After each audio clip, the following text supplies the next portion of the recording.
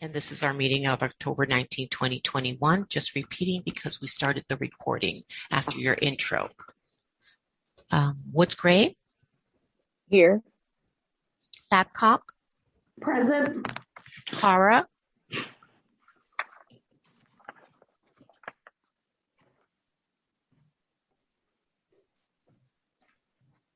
I've requested to unmute. Dr. Hara? Here. Good morning. Star 6. I'll hear you. Here. Ibarra? Here. Ninberg? Here. Fire Chief Terrazas? Present. Deputy City Attorney Linda Nguyen? Here. You have a quorum. Oh, thank you very much. Now will you do the blurb for the public so that they understand the rules? Yes. I'd like to note that there was written public comment received and it'll be made part of the meeting file. There was one received yesterday. Persons may listen to this meeting live by dialing any of the telephone numbers listed on the cover of the agenda for this meeting. Should you dial one of these numbers, you will be able to listen to the meeting, but will not be able to give public comment during the meeting. Anyone wishing to address the Board of Fire Commissioners on any item on the agenda or to provide general public comment should call 1-669-900-9128. When you are asked for a meeting ID, please enter 822-4190-6351, followed by the pound sign. Then press the pound sign again to continue. You will then be joined into the meeting. To alert the board that you want to give public comment, press star 9. You will be called on by the board staff who may refer to you using the last 3 digits of the phone number you are calling from. When unmuted by staff, press star 6 and please state your name. As a general reminder, public comment will be limited to 1 minute per agenda item, up to 2 minutes allowed for agenda items. At the request of the speaker will be afforded an additional 1 minute for general public comment for a maximum of 3 minutes per speaker.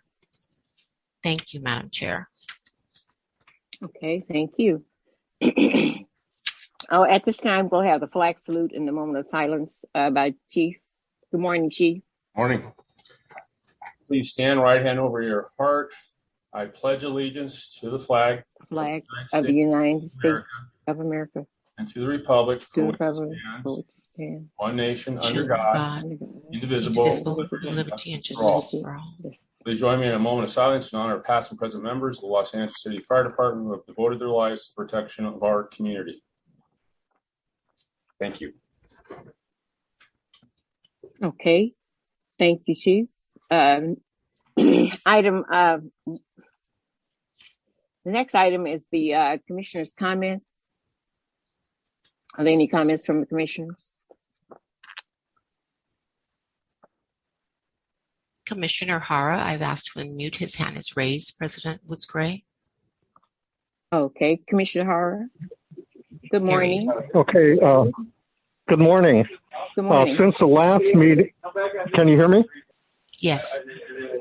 Okay, since the last meeting, on October the 9th, I attended the Fallon Firefighter Memorial Service at Station 27 and the museum.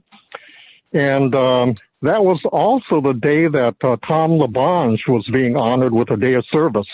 Mm-hmm. And so as it turned out, at the memorial service, Mayor Garcetti and Council Member Mitchell Farrell actually showed up and, and gave some comments.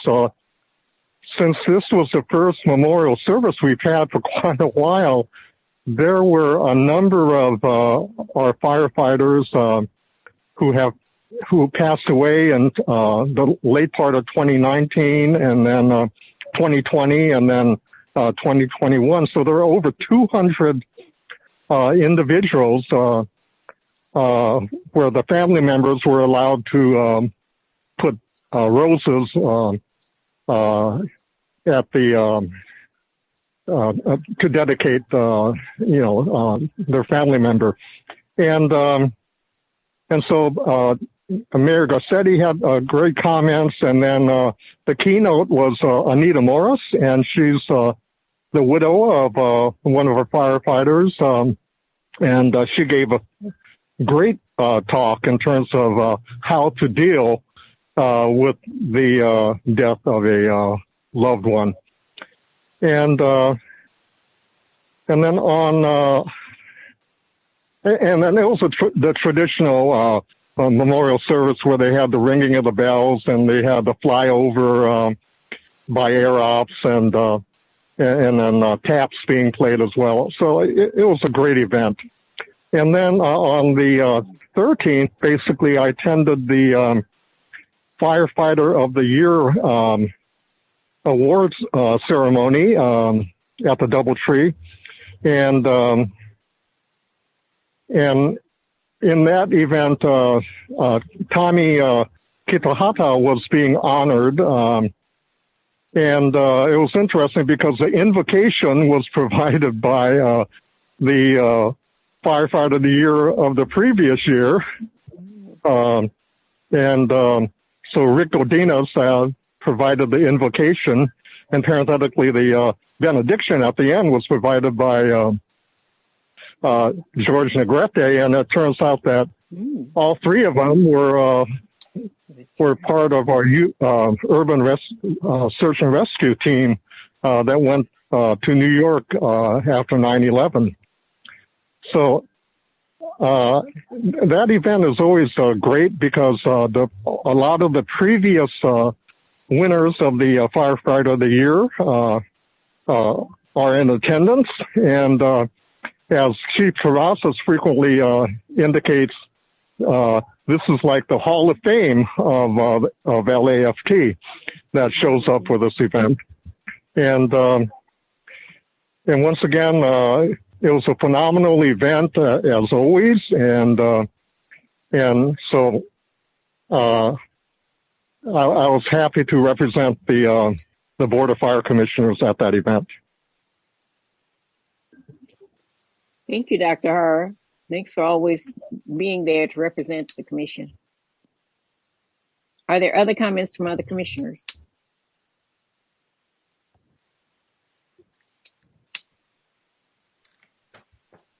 Are there other comments from other commissioners? Yes, thank you, Madam President.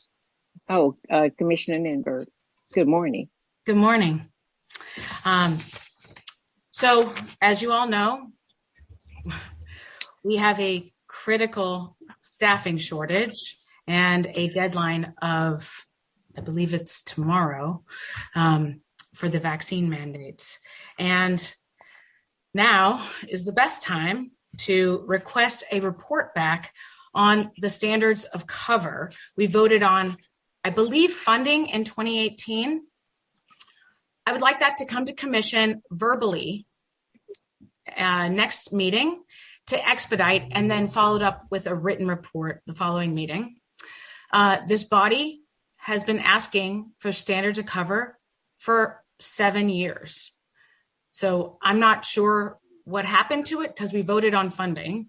This study has changed, or this city has changed in the past decade, and it is irresponsible to create policies on the allocation of budget resources without a full survey of the emergency needs of the city. So I look forward to seeing that report. And significant incidents since the agenda was posted. There was a heartbreaking investigative report that came out on Friday where 20 women came forward to discuss their experiences of harassment and abuse in this department and the fear of retaliation that keeps them quiet. I was sickened to read what sounded like torture these women have been through. For example, stuffed chicken placed into a woman's bedding duffel while she was off duty so that when she returned, it was covered in maggots. A woman whose dream it was since childhood to become a firefighter, exactly the type of person we want on this department, that we've been Recruiting stated, "These calls are stressful, but I'd much rather run into a burning building than hang out in a fire station." Is this what the best department in the world looks like to you? I was also informed this weekend that a survey came out by the LAWFS that showed that 77% of the women on the job currently have experienced discrimination. Is that what the best department in the world looks like to you? And for events that I've attended, I was proud to attend the LAWFS press conference yesterday. I know that these accomplished and dedicated women with decades on the job would not have taken this drastic action unless all avenues had been exhausted. They mentioned in the press conference that the women of the LAWFS met with Chief Terraz last Thursday, and his response to their concerns was to dismiss them as, quote, pockets of incidents. There are 116 women on this job out of 3,300. Of course, this is a pocket, an unacceptable pocket of harassment and abuse. Let me make one thing clear. One pocket is too many. What are we doing to create an environment to help these women who were beaten down, abused, and terrified to come forward? In what world is this what the best department in the world looks like? Thank you. Okay, thank you, Commissioner Berg. Are there other comments from other commissioners? Yeah, this is Commissioner Ibarra. Commissioner Ivar, good morning. Good morning. I'm sorry I'm not going to turn on my video. I'm supposed to be on medical leave, so I'm not supposed to be working. And this, even though I don't get paid, this is definitely work. So I'll just take a point of personal privilege and not turn on my video. And I hope that's okay with you all. I don't mean any disrespect by that. But I do want to speak, this is an important meeting because of the allegations that have arisen, and including at the press conference yesterday. I obviously wasn't there, but I've seen the news coverage.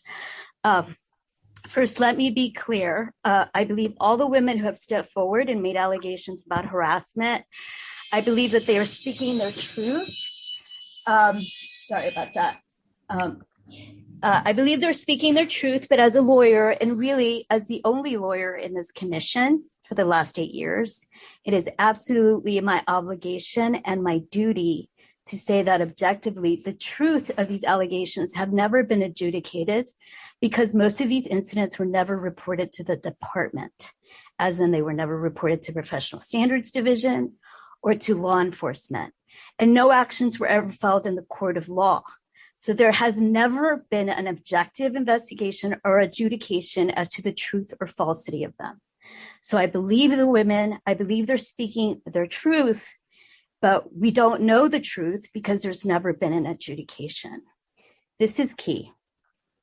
You can't hold somebody accountable, including the department, if you never submitted to an investigation. Let me say that again, because I think a lot of people don't get it. I know this sounds harsh to non-lawyers, but that is the law. We're not legally responsible for wrongdoing that you never reported to us. And that is why, as long as I'm here, I'm going to keep harping on that. I believe people when they say they're scared to report, and that we need to do better from that perspective. We need to give them a feeling of safety to report. But you absolutely need to report all the wrongdoing. You can report it anonymously. You know that. If you're retaliated, you need to report that also. Whatever it takes for you to file a report and give the department or the police or whatever investigative agency an opportunity to investigate. Because let me be clear, legally, The department is not responsible if it did not know about the wrongdoing you describe. And arguably, morally and ethically, the department is not responsible if you never reported it. You're not helping the department fix itself, right its wrongs, or look internally at how it can prevent the wrongdoing from happening again if you're not willing to subject your allegations to a full investigation and to a fact check. That is why, as a matter of law, if you don't report it, you're basically letting the department skate off without any responsibility to you or to the people of Los Angeles. It can never improve itself if it doesn't know that there are these allegations out there. Now, that's not what I want. I don't want the department to skate off. I want it to get better, but it needs your help. That's why you need to report it. There's just no way around it, and we need to figure this out. I'm not saying it's easy, but we need your help to figure that out. Second, all of us on the commission will be gone soon because the new mayor will be elected, and he or she or they, because I don't know what their pronoun will be, will select a new commission and probably a new fire chief. I hope that when they choose new commissioners, that they select some lawyers, because there's a notable lack of understanding on pretty basic legal concepts, including the concept of notice and also due process. So let me be clear. Due process takes a backseat to no one. You don't need to understand due process in order for it to destroy your best laid political plans and your carefully crafted public relations strategy. If you are truly sincere about reforming the department and continuing this long-standing, never-ending endeavor to make it better, you will need to try to understand due process as it applies to disciplinary systems and public employees. It's a legal concept, but not complicated. I encourage all of you to try to understand it, even if you're not lawyers. It undergirds nearly everything, and I mean everything that we're talking about today. Third, at the press conference yesterday, somebody made allegations about a rape that allegedly occurred at the department that was actually reported to the department. And according to the allegations that came out yesterday, the department did nothing. Rape is a felony. I mean, I'm not a criminal lawyer, but that's a pretty basic concept. So the investigation would have gone to LAPD. I've asked the department to go back to LAPD and reopen that investigation. LAPD should take the comments made at the press conference yesterday and consider them further comments from the alleged victim and reopen it. We don't control LAPD. We don't know what they will do, but it seems to me that the matter should be reopened. The statute of limitations for rape is very long. It used to be 10 years. It might be longer now. It's definitely not an open and shut case. It's not done. I think it needs to be further investigated. And I think it's the right thing to do. Fourthly, I think that's all. And fourthly, I think it's kind of a cheap shot to go after Chief Terraz for not being perfect and not being, not doing everything that, Commissioner Nimberg wants or that Commissioner Glazier. Madam President, this is extending far beyond just commission comments. Yeah, no, I know. That's all I have to say. Thank you. Okay. Thank you very much, Commissioner Ibarra. This is a time when commissioners can express themselves. Are there other comments that commissioners want to express or say or talk about issues that have occurred? Okay. I take something from all of the commissioners' comments and agree with some of all of the things that people have said. I agree that one incident, it's my philosophy that you don't let anything go beyond one. So like when we have tents on the street, I want that tent moved. I don't want that tent to stay there. So if you have one incident, that incident has to be taken care of. As a classroom teacher, if I had one little kid acting up in the classroom, I had to stop it immediately. Otherwise, everybody in the classroom was acting a fool. I guess I get my philosophy on it from based upon my experiences. However, any incident is it should be considered serious. I think that from what I've gathered from many of the issues that have happened in the last week is that women need to be trained on what to do when and not just women, men, because if it's a racial issue, I also know that men are sexually harassed. So it could be male or female. They need to all be trained on what to do when incidents happen. Because if you're raped, you need to go directly to police yourself. You don't even need to stop at the chief's store and then go back to the chief. I really believe that there needs to be a policy of helping these people to understand, the whole department, maybe a training on what to do when things happen. I may have been done in the past, but sounds like it needs to be done again, because we're getting suits for different reasons and paying out money that we know are based upon issues that maybe could have been averted if we dealt with them in an earlier stage. Madam President, I just wanted to remind you again that I'm going off topic. Extensive enough that they are beyond commission comments. Thank you very much, City Attorney Wynn.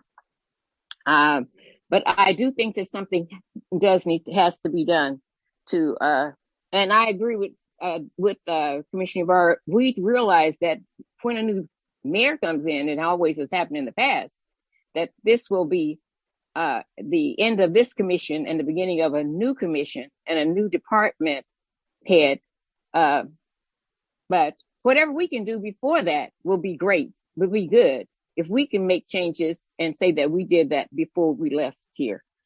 I did attend the LAFD organizing and training assessment meeting, and that report should be coming out in December or before, but they are working on it and are providing interesting comments and getting interesting information from the comments, because many of the people who have responded have actually done a good job of giving their personal opinions. And so it'll be great to see the final report from the Deloitte group.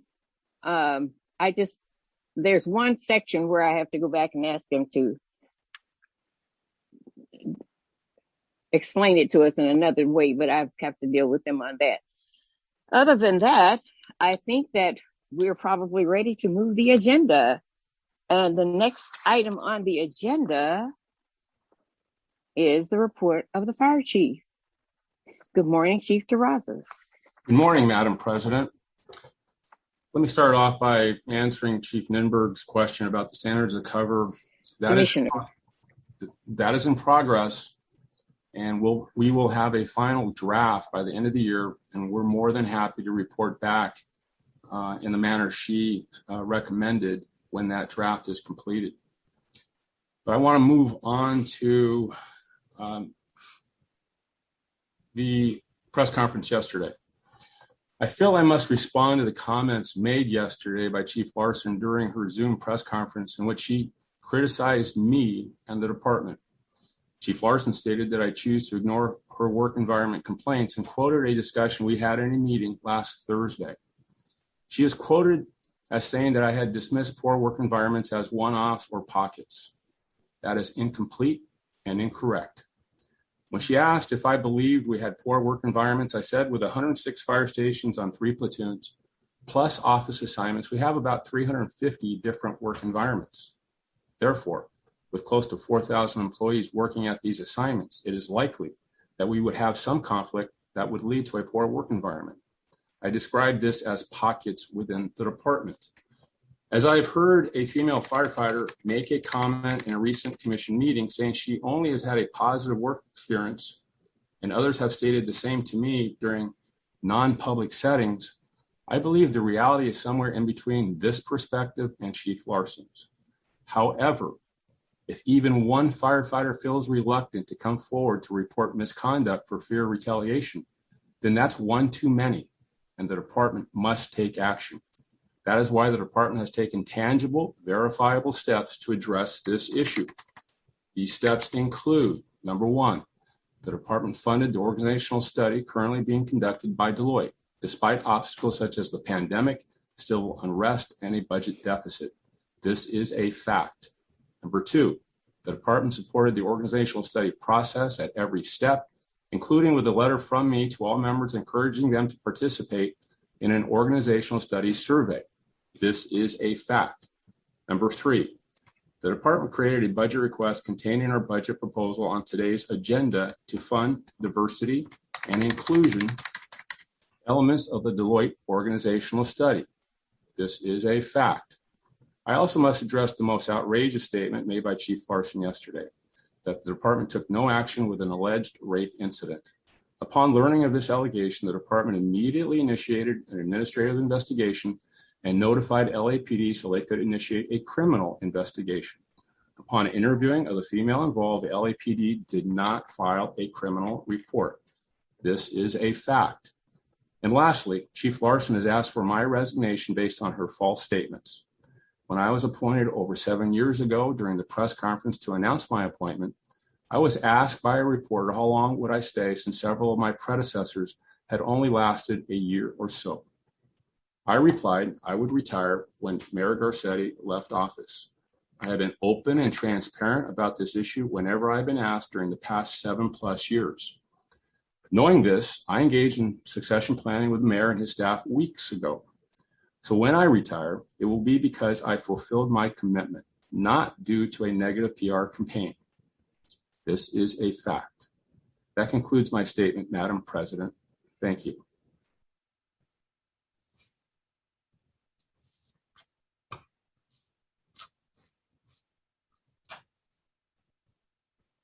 Madam President, I think you may be muted. Yeah. Yes, because the phone was ringing in my house. Now we're at public comment. And the Ms. Gomez has already given all the instructions for public comment, but at this time we'll have public comment following those instructions. I see hands. Actually, it was public comment and comment on agenda items also. I want to make that clear. Number ending in 405, I've requested twice that you unmute. Please press *6, state your name, and then agenda items that you will be speaking on. Your mic is now. Hi. Good morning. Which agenda items or general public comment will you be speaking on? Just general public comment. Great. You have 1 minute. Thank you. Hi, I'm Emily Turlin with Feminists in Action Los Angeles. I was coming here to ask Chief Terraz to resign, to say how disgusted I am with everything I'm reading about what's happening in LAFD. But to be honest, listening to your comments, I am even more disgusted by these commissioners who are obviously not on the side of firefighters, who are obviously continuing a cover up, who, especially some of these female commissioners, seem to be really letting LAFD use their womanhood as cover in an absolutely disgusting display of bootlicking. Honestly, pretty much all of you should resign and be deeply ashamed of yourselves. You are gaslighting these women. You are behaving abominably. And I also would like to single out Mayor Garcetti for doing the union's bidding and getting rid of the fire commissioner who did take these allegations seriously. If women are being abused, you have an obligation to do something about it. If somebody was raped, you don't need LAPD to tell you whether the rape happened or not. You are, in fact, able as an employer to take the safety of your employees seriously. Thank you. Your time is up, caller. Thank you. Number ending in 575. I've requested to unmute. Please press *6. Identify yourself and let me know which item or items you'll be speaking on.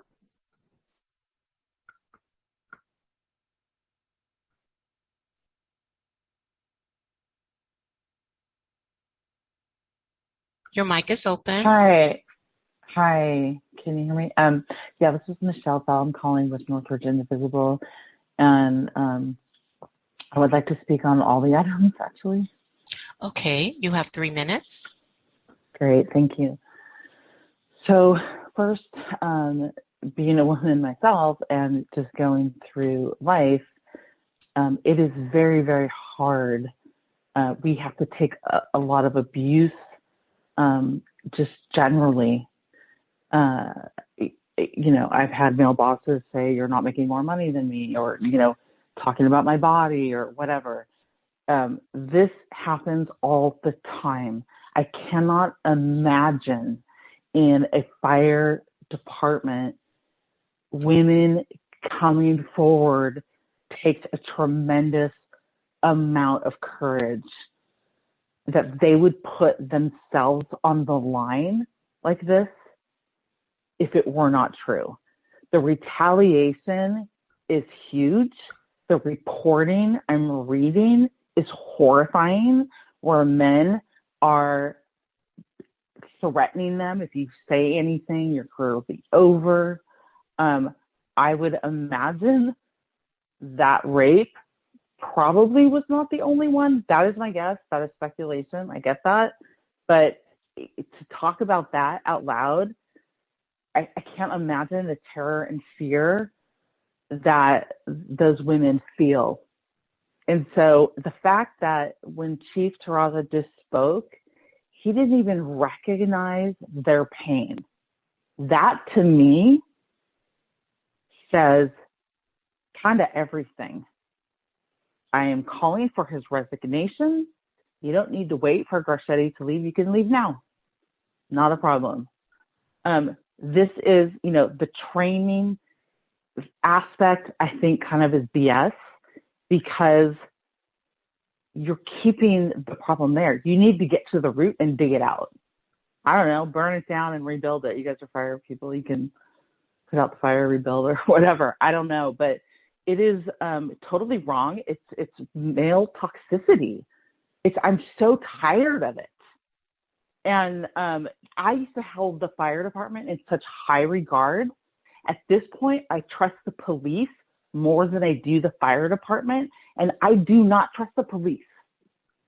Okay, so that's you've lost my confidence.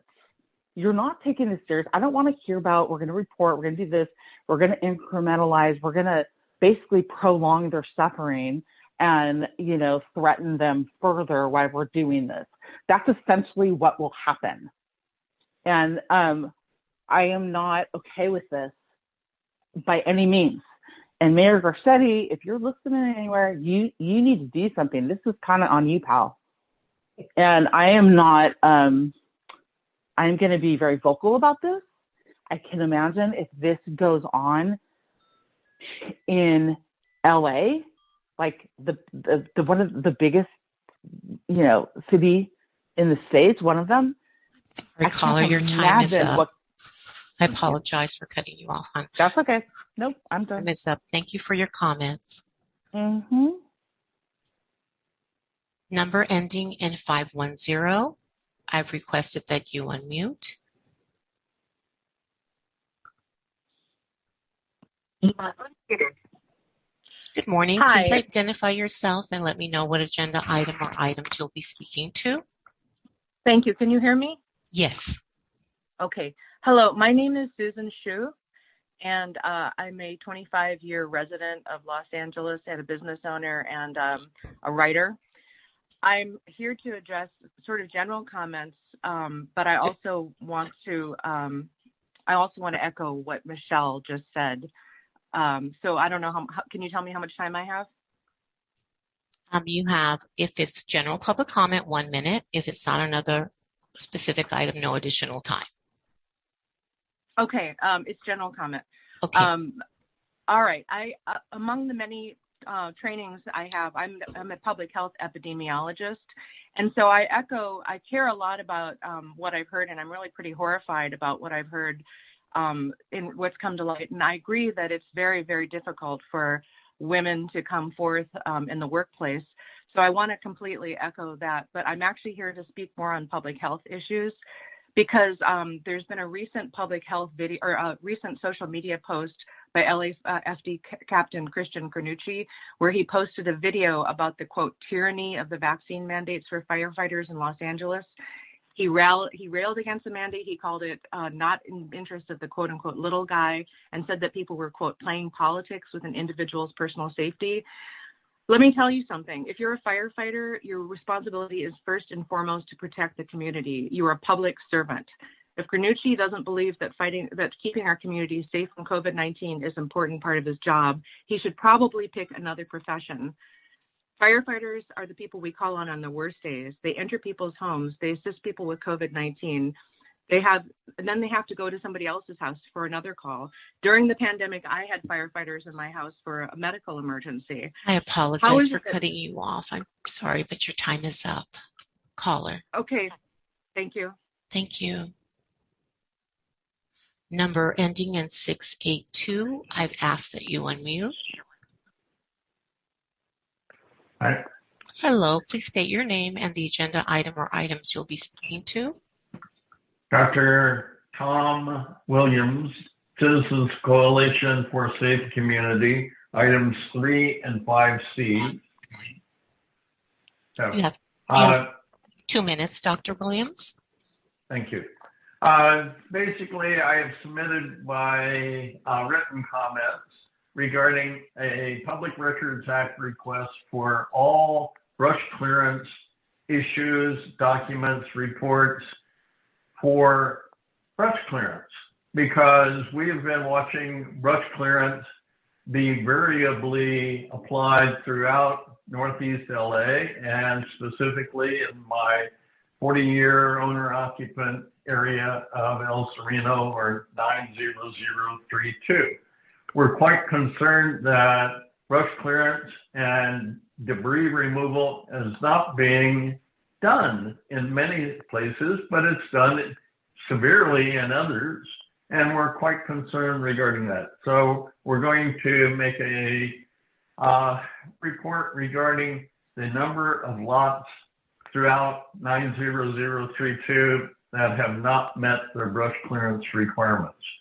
In accordance with that, 5C, you need to increase the budget of the prevention section of the department and specifically get better brush clearance done throughout the city, especially in Northeast LA. So we're quite concerned regarding that. And a public comment is, about 4 years ago, I heard from an LAFD person that the period of time following an emergency, such as a big earthquake, used to be 3 days without services. They said at that time, 14 days. I would like to find out who is responsible for determining the number of days, given, say, an earthquake of magnitude 6 in the city of Los Angeles. How long could we expect not to have services available? 3, 5, 10, 15 days? How many days? Because that will determine whether we shelter in place or evacuate. Thank you for your comments. Thank you. Number ending at 850, I've requested to unmute.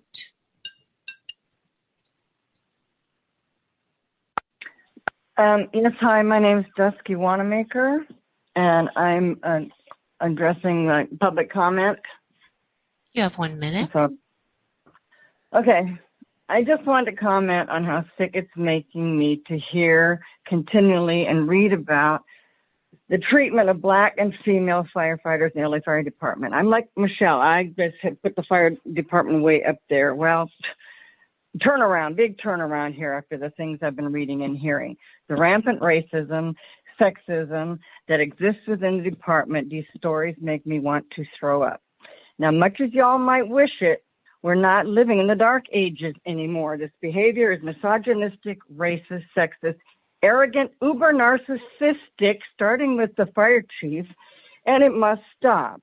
The fire chief has done nothing to stop this behavior, He must resign. And before he does, I would love for him to listen to a replay of this meeting and his comments earlier and really pay attention. The first word that he emphasized was really loudly, me. It was all about me. It was all about him. No, it's not about you, sir. It is about the behavior and the treatment of the women members of the fire department. And one more thing, as a severely immunocompromised woman who at 71 who can barely leave the house anymore, go get yourselves vaccinated, okay?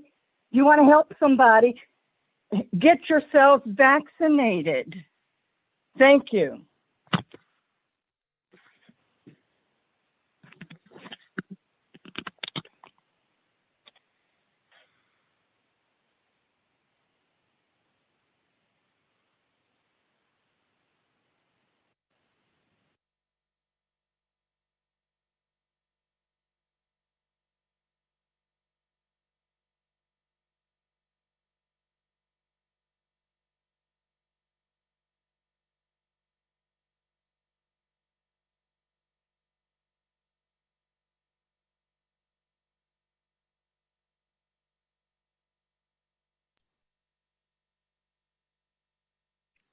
We have something happen.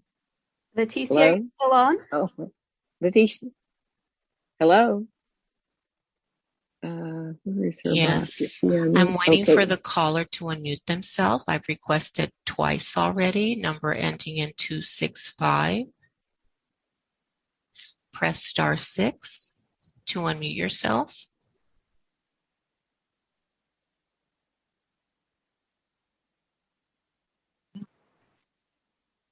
Okay, your mic is open now. Please identify yourself and the agenda item or items you'll be speaking to.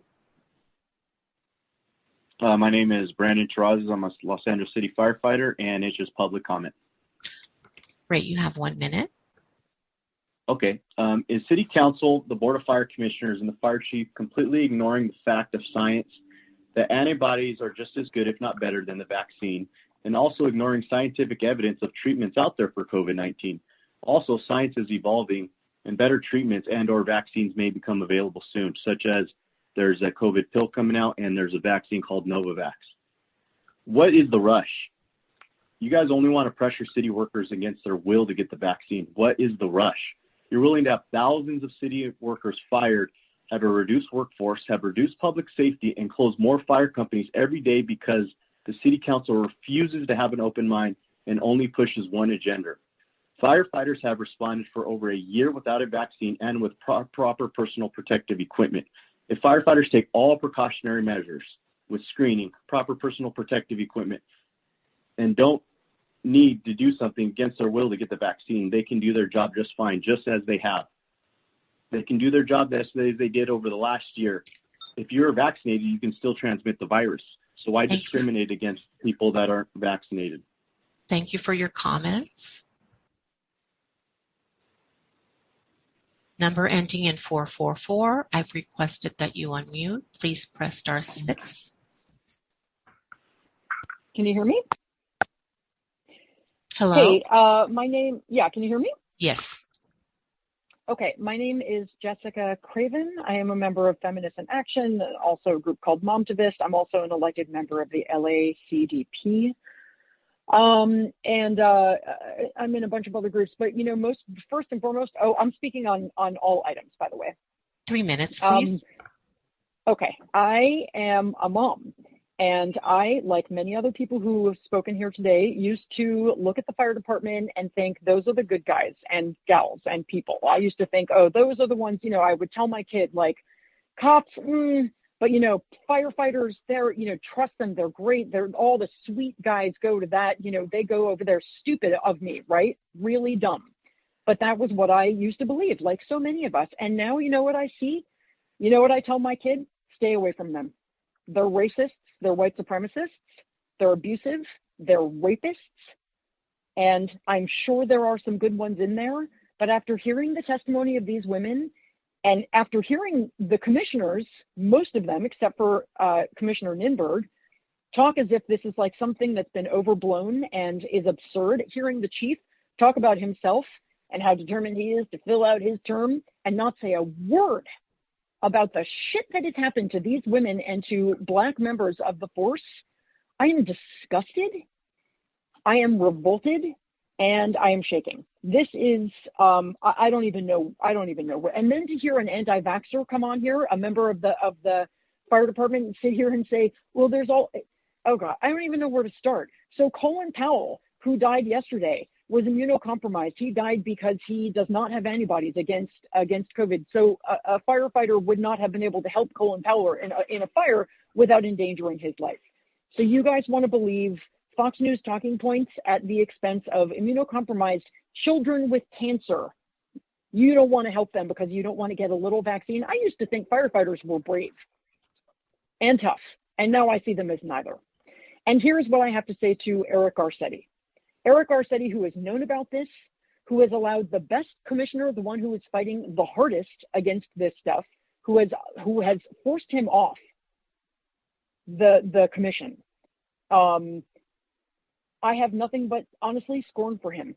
I am glad he's going to be replaced as mayor, and I hope we get Barbara Lee or someone who will actually undertake a thorough house cleaning in this misogynistic culture. I don't even know what to say. I understand that this was union pressure. I understand that he is beholden to the unions, but this is not the way our city is supposed to operate. And honestly, a lawmaker and a leader with character and courage would stand up to a union who is protecting rapists and racists. And that is all I think of now when I look at firefighters, rapists and racists. And I know that there have been lawsuits. I believe $30 million has been spent already settling lawsuits. So to whoever that lawyer commissioner woman was, I don't know what to say to you. They're not reporting because they're terrified. They're not reporting because their lives are being threatened. They're not reporting because people are shitting in their lockers.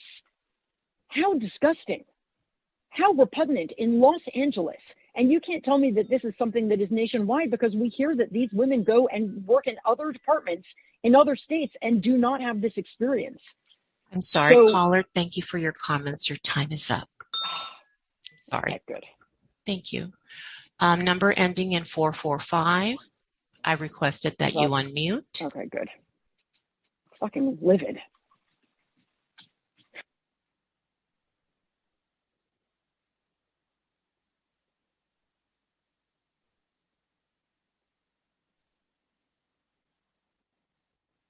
Again, number ending in 445, 818 prefix. Please press *6 to unmute. Hi. Hello. Hello. Go ahead. My name is Vicky McCarty, and I'd like to make a general comment. Very well. You have 1 minute. Go ahead. It's difficult to add on to what has already been said by other women on this call, but we are banding together. We will back the women on the fire department, and we will back the African American firefighters that are facing racism and the misogyny. It's 2021, and we are fed up and we are tired, and we're so happy to hear that you're finally going to do some training or you're going to look into something. And again, we're blaming the women for not coming forward. We're blaming the women for not going through the proper channels. They would have gone through the proper channels had they felt safe to do so. So something needs to change, and crap rolls downhill. And I think it needs to change at the top, at the very top. If there were leadership up there at the top that said, it is safe, we are not going to stand for this kind of behavior in any way, shape, or form, then it would have stopped. But it hasn't, and it continues, and it's appalling to hear that. And like the other speakers on here, I used to look up to the fire department. I used to look up to firefighters and think, wow, they're the good guys. Now it's like, wow, we're no. I used to think Los Angeles was like better than Mississippi because Thank of you our for the outlook call. and our. I apologize. Your time is up, caller. Thank you for your comments. Caller ending in 133. I requested that you unmute. Please press *6. Identify yourself and the agenda item or items you'll be speaking to. Your mic is now open. Hi, my name is Shandy Thompson. Agenda item or items? I'm speaking on all of the items. Very well. You have 3 minutes. Hi, I am the wife of an LAFD fire captain. I am calling to ask that you serve our civil servants better. The past year has been the most stressful for our first responders. In the very beginning of this pandemic, before we knew how this virus was transmitted, before my husband even stepped foot in the door to our home, he would strip down naked, shower, and get dressed for the day. Our neighbors donated N95 masks to him because the department didn't provide enough for them. Some members literally lived in their trailers at the fire stations for months so that they could serve the citizens of Los Angeles while staying away from their immunocompromised families. My husband was ordered to clean the fire stations whose members had tested positive there with a decon cleaning solution and were used as special suits which you are supposed to wear while cleaning. Do you know those suits are a one-time use due to the chemicals that they were using to clean? And they were washing those suits and re-wearing them due to the lack of PPE. There are many, many other examples of how the firefighters overlooked their own health during this pandemic more than ever before. Normally, these men and women are selfless without question because they want to serve and truly believed that you would always have their best interest in mind, doing the best that you can to protect them and their mental and physical health. Now that we have more information about how this virus is transmitted, and also how vaccination does not prevent infection or equate to less transmission, I am encouraging you to do what you know is right, not what a politician, a chief, or someone else is asking you to do. When you know better, you do better. And now that we know better, I am asking for you to serve the members of the Los Angeles City Fire Department better and stand up for their medical freedoms and their right to choose what goes into their bodies. Thank you. Thank you for your comments.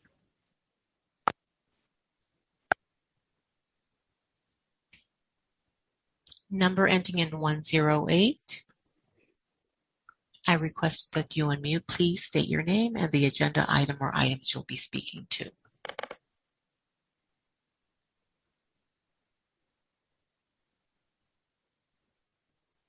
Good morning. Good morning. I'd like to comment on board report, general comment.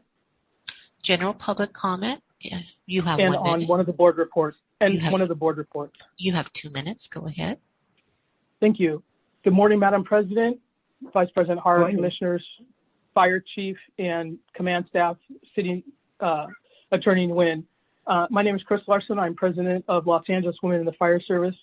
And I'd like to ask that the Commission elevate the request from Chief Gutierrez under his TSB budget of the Equity and Inclusion Staffing Resources, so that gets fully funded within the department's budget, is on page 16 of the board report. I think no better time than now to make sure that we address, we are fully able to address the issues that are related to the Deloitte survey that should be coming out next year, and having this funding approved ahead of time will allow us to continue to do the work that has started with the organizational assessment. Thank you.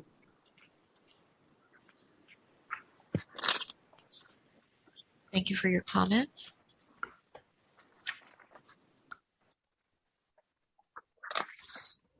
Caller ending in 253, I've requested that you unmute. Please press *6.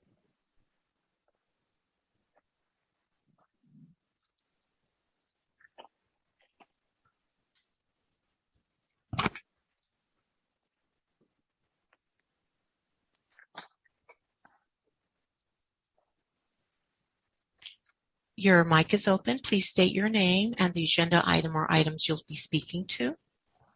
Yes. Good morning.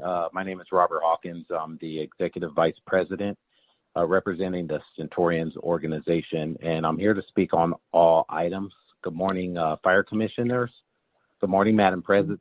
Good morning, Fire Chief, and everyone in attendance. You have 3 minutes, sir. Thank you. Thank you.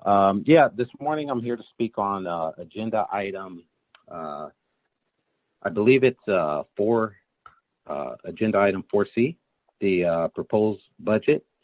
I'm reading on here, there's a equity and inclusion staffing resource, and I read the description, and I understand that this was proposed or being proposed by the Deloitte organization, and this is something that needs to be of a high priority.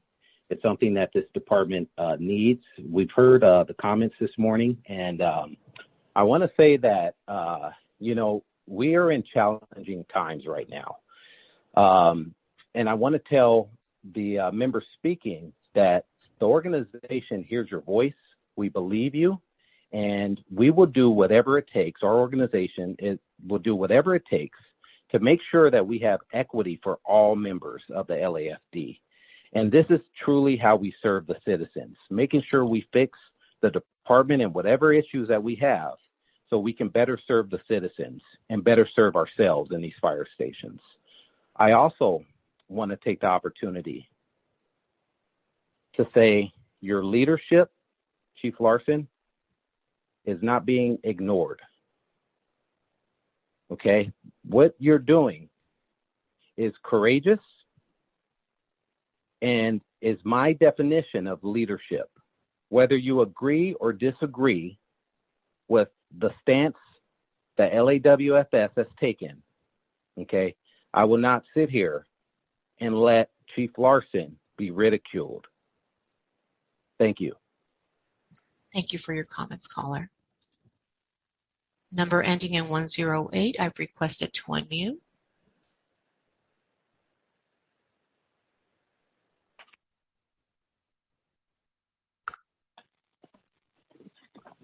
Hello, my name is David Lake.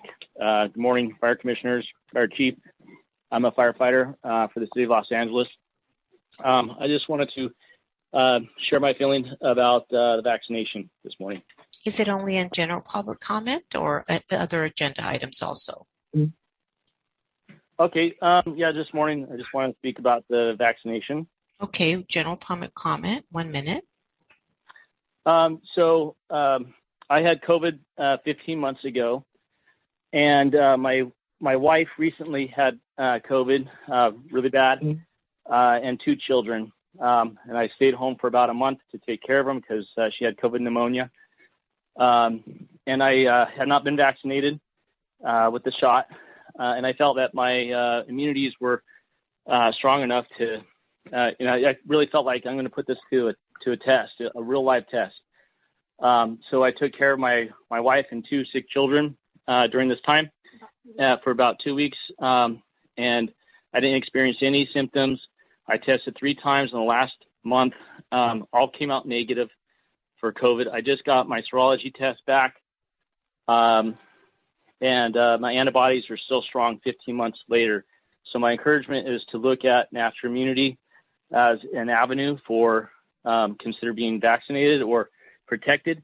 And for those in the public that are concerned, we have members who have actually been vaccinated who have gotten COVID after being vaccinated and have taken it home and spread it to their families.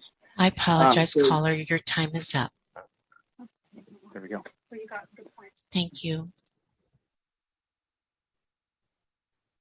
I see no additional hands up. President Woods Gray. I'll scroll down one more time. Oh, there's one that was just raised too. Number ending in 830. I've requested that you unmute. Hi, good morning. I'd like to speak on all agenda, please. 3 minutes. My name is Mary Berg, and I am the wife of a 32-year veteran who has unselfishly dedicated more than half of his life to LAFD. I'd like to speak on behalf of the vaccine mandates. And I want to talk a little bit about family, Chief Terraz. And I'd like to talk about his antibodies. He just had COVID. And I'd like to tell you that his antibodies are off the charts. And nobody's taking that into consideration. I know I only have a few minutes. I'd also like to talk about how these firefighters have all this PPE. They would never put the public in jeopardy. I take quite offense to somebody also who's calling all of these firefighters rapists and racist. I think that's really out of line. My husband has dedicated his life to this department. And in closing, I just want to say that that these women and men are highly trained individuals, and you're going to discard them like a piece of trash. You're not taking any consideration into what these mandates are doing, and they deserve some choice on the matter. And last, by forcing all these men and women to get vaccines, can you guarantee me that you are not going to send my husband home with a vaccine injury? Because you do have members that have vaccine injuries, and thousands of people have died from the vaccine. Thousands have side effects. Can you put your job on the line? Can you put your money on the line? Can you guarantee me that if my husband was to get this vaccine, that you're not going to send him home to me with a life-altering side effect? They go in, they have risked their lives, they had worked through this pandemic. You're not giving them any options. You also talk about discrimination with these women. Have you considered that these women that are in your fire department that have, there's a peer study on what this vaccine is doing to their menstrual cycles, what it could possibly do to their unborn children? What, y'all need to really consider what you're doing to these families by making them vaccinate themselves with something that you have no idea as far as long-term effects go. So once again, can you guarantee these loved ones that when you vaccinate all of them, that they are not going to be sent home with a life-altering side effect from this vaccine? And that's all. Thank you, caller.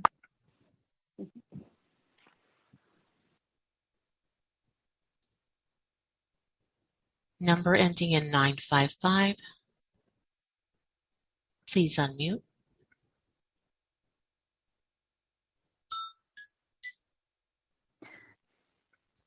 Good Hello? morning. Good morning. Please state your name and the agenda item or items you'll be speaking to. My name is Julie Laurier, and I'm going to speak to all agenda items. 3 minutes. Thank you.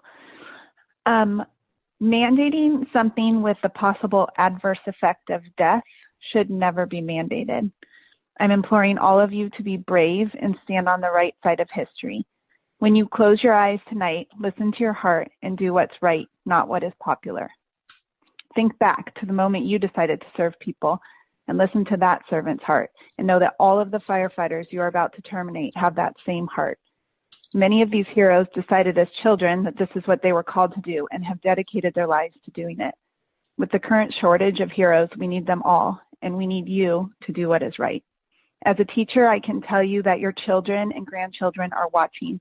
They are always watching. And in the future, when the evil of these mandates are revealed, they and the rest of the world will know the role you played. I know that you're in a tough spot with powerful people pushing you to do what they want. So I will pray for your bravery and your courage, and I'll pray that you know that you are not alone. And I'll pray every day, as I do, for the safety of those that sacrifice so much to keep us safe. If you decide to strip these heroes of their livelihoods, I have no doubt that they'll be fine. They're hard workers. They have more heart and grit than most humans, which is what makes them so good at their job, and they'll be fine. Their hearts were hurt. They'll feel abandoned by those charged with protecting them, and rightfully so, but they'll be fine. The world and our community, on the other hand, will not be fine. They will have lost selfless heroes who have countless more lives to save and support to give for people that need it. I'm hoping the Fire Commission will realize how incredibly illogical and overreaching this mandate is, especially in light of the fact that those that are injected can contract and spread the virus as easily and possibly more frequently since they don't feel ill as those unvaccinated. If the mandate was truly about public health, all employees would be required to test, since all employees can spread. But it's not about health, it's about control, and at this point, we all know it. If you vote to strip these heroes of their livelihoods, that will remain a stain on your soul forevermore. Stand on the thin red line with your brothers and sisters and do what is right for all of us, our communities, and our country. We need your courage now more than ever. Thank you for being brave. Thank you for your comments, caller. Number ending in 015. I've requested that you unmute. Ending in 015.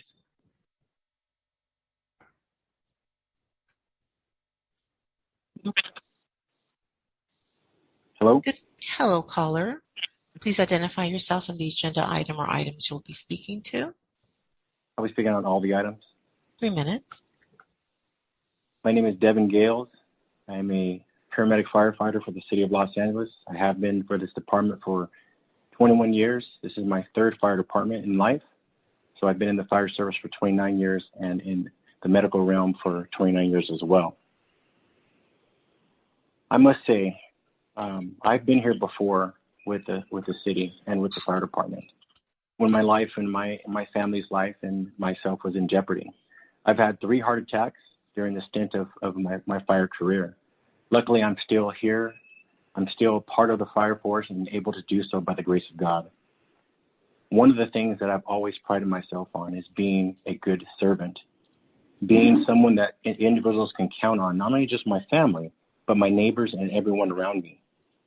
One of the things that I never thought would happen in all of my life was that I would ever be forced or coerced in any way to put something inside my body that is my right and is my plea to know that from Heavenly Father and from any other person in my family that knows my medical conditions, I'm very fully aware of how much I'm counted on. So I have to make the right decisions based on the needs of others.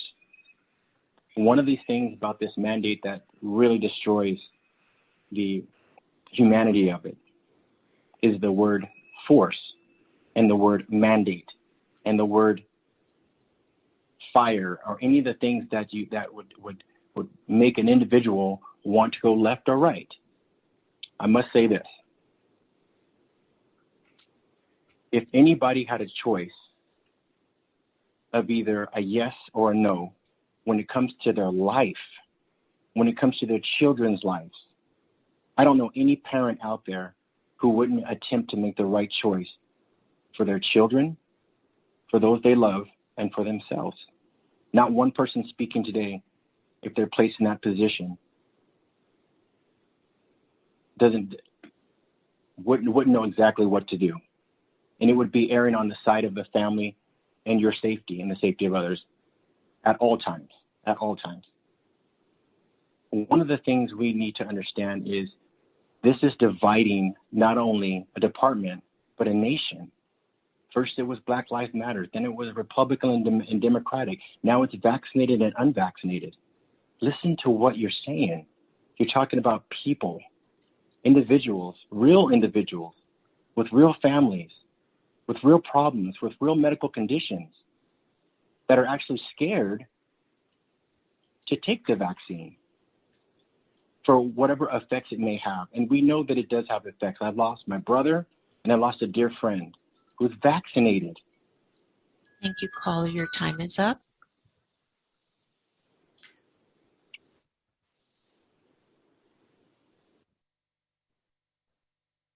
There are 3 remaining hands up, and to end public comment, I've requested to unmute number ending in 105.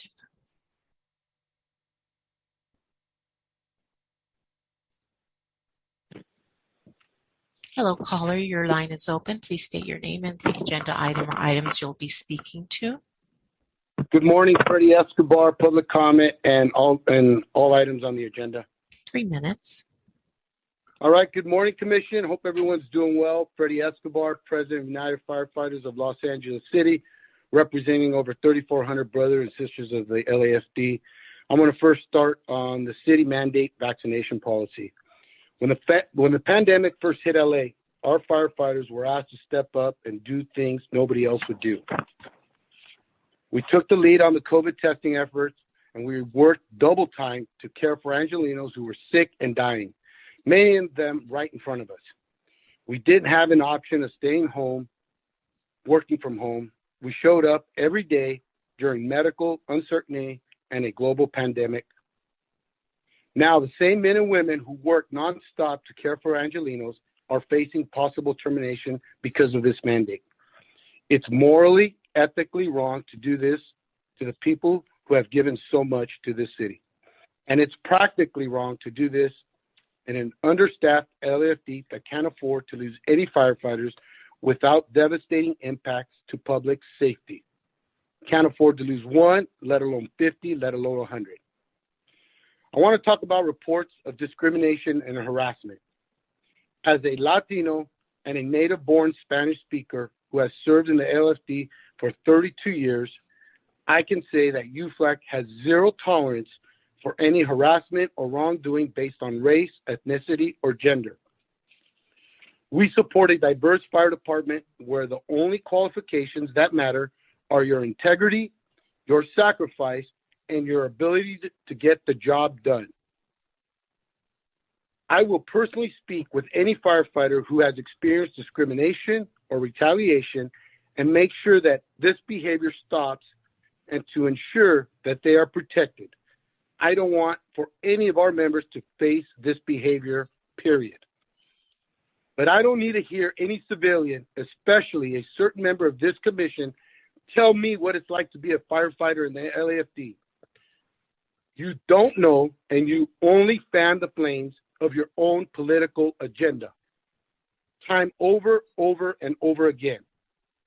You can yell at Chief Terraz and tell lies about me and our union over and over, but lies are still lies, no matter how many times you scream them, period. Thank you very much. Thank you for your comments, caller. The two remaining numbers, 216 and 059. I've requested that you unmute, number ending in 216.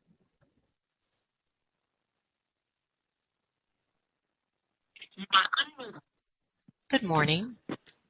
Good morning. My name is Stephanie Wade, and I'm here to address all items. 3 minutes. Thank you. I'd like to start by addressing the rampant homophobia, racism, and sexism in the LAFD. Homophobia, racism, and sexism are a national problem in the fire service. It's really pervasive throughout the country, but LAFD is special, and that's why so many of us are here, because there's only one out gay male on the entire fire service. There are only 3.6% of the fire service is female, and LAFD is 49% white in a city that's hardly. So we know that this is a huge problem. First, because fire mission is so popular that really for time immemorial, it's escaped public scrutiny and oversight, which importantly, that's what you all are supposed to be providing. Second, we also know that, because the demographics are so skewed, that fire unions across the country, and particularly LAFD fire union, they operate virtually as perpetrators protection societies, because the rank and file is so overwhelmingly white, male, and straight. And we also know that the third reason, because politicians so value the union money and endorsements that come from fire unions, that they are hesitant, as Mayor Garcetti is hesitant, to actually do anything for real. And I understand this is a problem for you. You were appointed by Mayor Garcetti, and many of you are probably reluctant to really speak truth to power. But I think that's what you need to do, and that's what we're all here to talk about. The homophobia, racism, and sexism have gotten so bad that the public is seeing through this, and the public is demanding action. So let the change begin, and let it begin here in LA, where things are really at about their worst. And let it begin with you, the fire commissioners. And we ask that, before you're relieved of your duties, please vote no confidence in Chief Terraz, who's really shown tremendous failure of leadership. And then make recommendations to professionalize LAFD's investigatory and disciplinary systems, and demand that recruitment and training be overhauled so that you really address the fundamental problems about representation in the fire service, which is the poison that creates all these problems. Thank you. Thank you for your comments.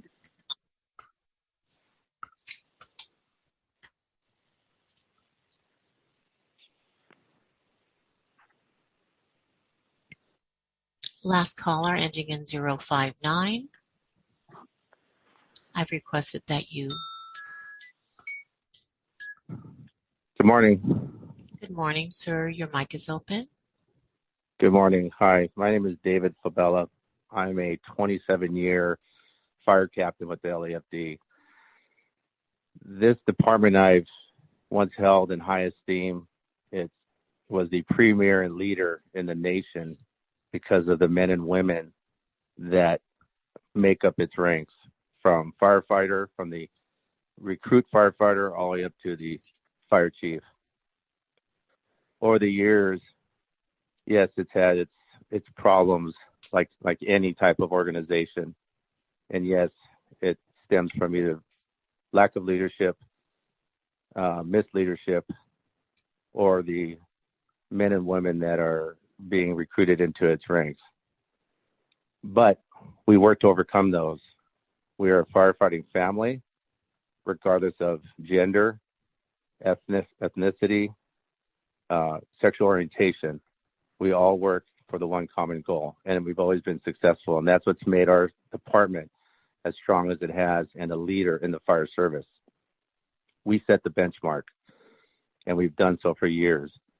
We only contribute to the reputation and the legacy that those who came before us established, and we hope that those behind us and after us continue to do so with honor. But this mandate has been basically the fracture of this fire department. And as a fire commission, I'd hope that you would use your influence to help stop this mandate. We have served the public and the citizens of the city of LA for months and months through this pandemic, where we didn't know what was going to befall us. We didn't know what we were going to take to our families. Yet we did it because that's what we signed up to do. But when pressed with an ultimatum, it's not a choice, it's an ultimatum to destroy our livelihoods, where we are responsible head of households for our spouses, our children, our future, is not right. It's not ethically right. It's not morally right. It's discriminatory, and it's just plain out wrong. And they're going to implode this fire department.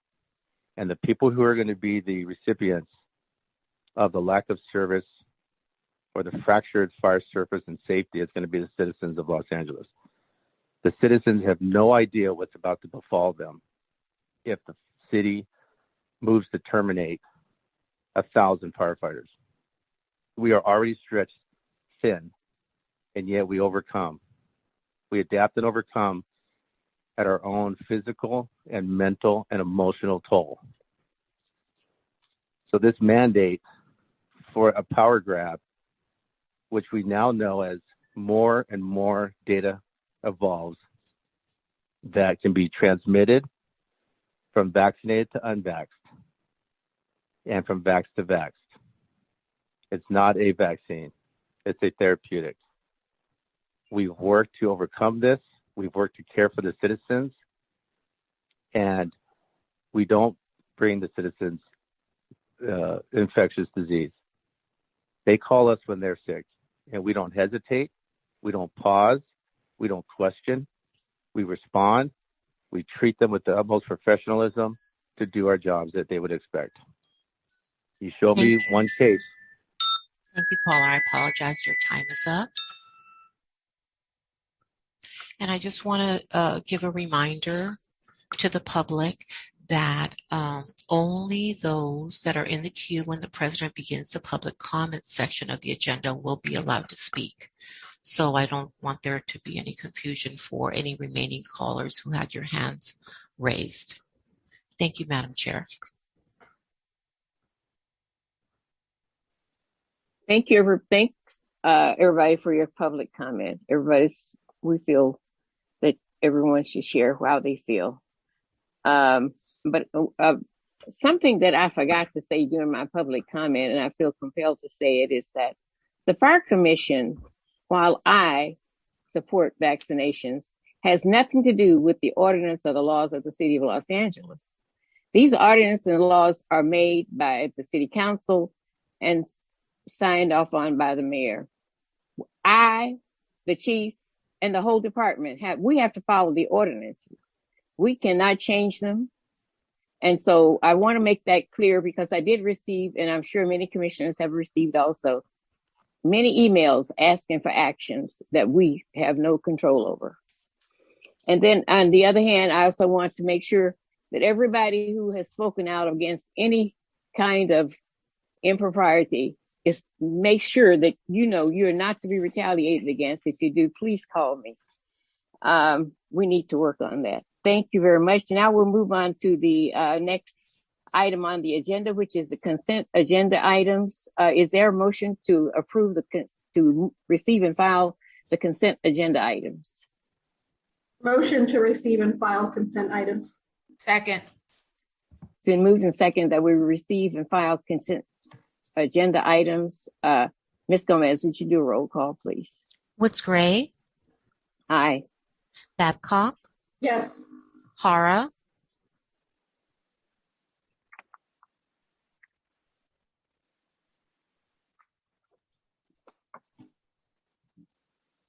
ITV staff, if you can locate Hara and unmute him, please. I'll move on to the other commissioners.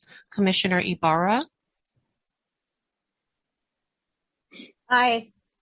Commissioner Ninberg? Yes. Thank you. I'm circling back to Commissioner Hara regarding consent agenda items A and B. Aye. Noted. Motion carries. Okay, thank you very much. We move on to item 5, regular agenda items. A, the report of the department on the LAFD firefighter recruitment section status update.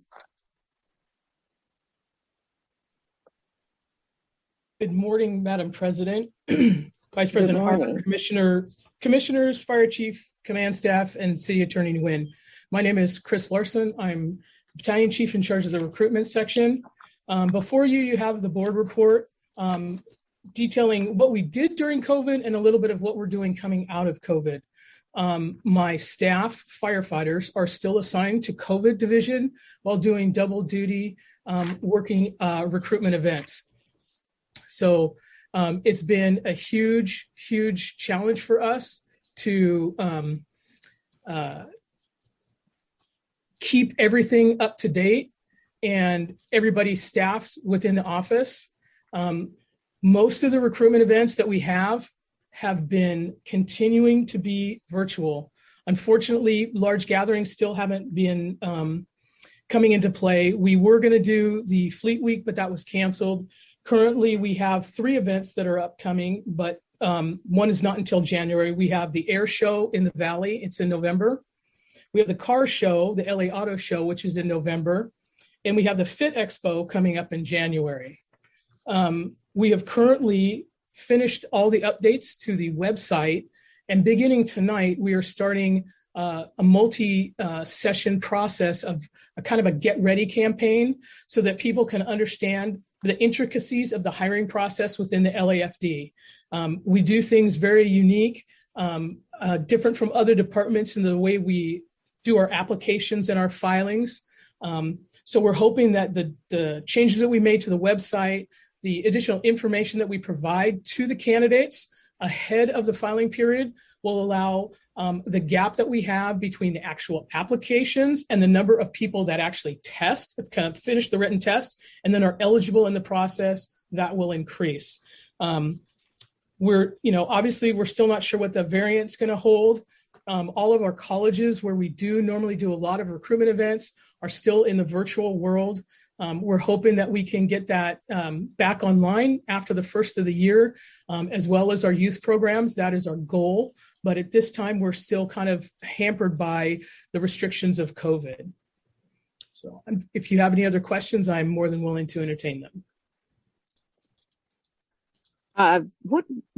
When is the next test going to begin for the period you're recruiting for now? Yes, ma'am. We will open filing in February of 2022 for the next process. We're still working from the list that is currently available from the 2022 process. So we still have one more poll of names to be done. I believe it's being done in December. So those candidates would have interviews in January. And I believe there's about 900 names, a little over 900 names left on the list to be pulled for the next round of interviews. Okay, are there other questions from commissioners? First, thank you, Chris, for the Chief Larson for the report. Yes, ma'am. Thank you.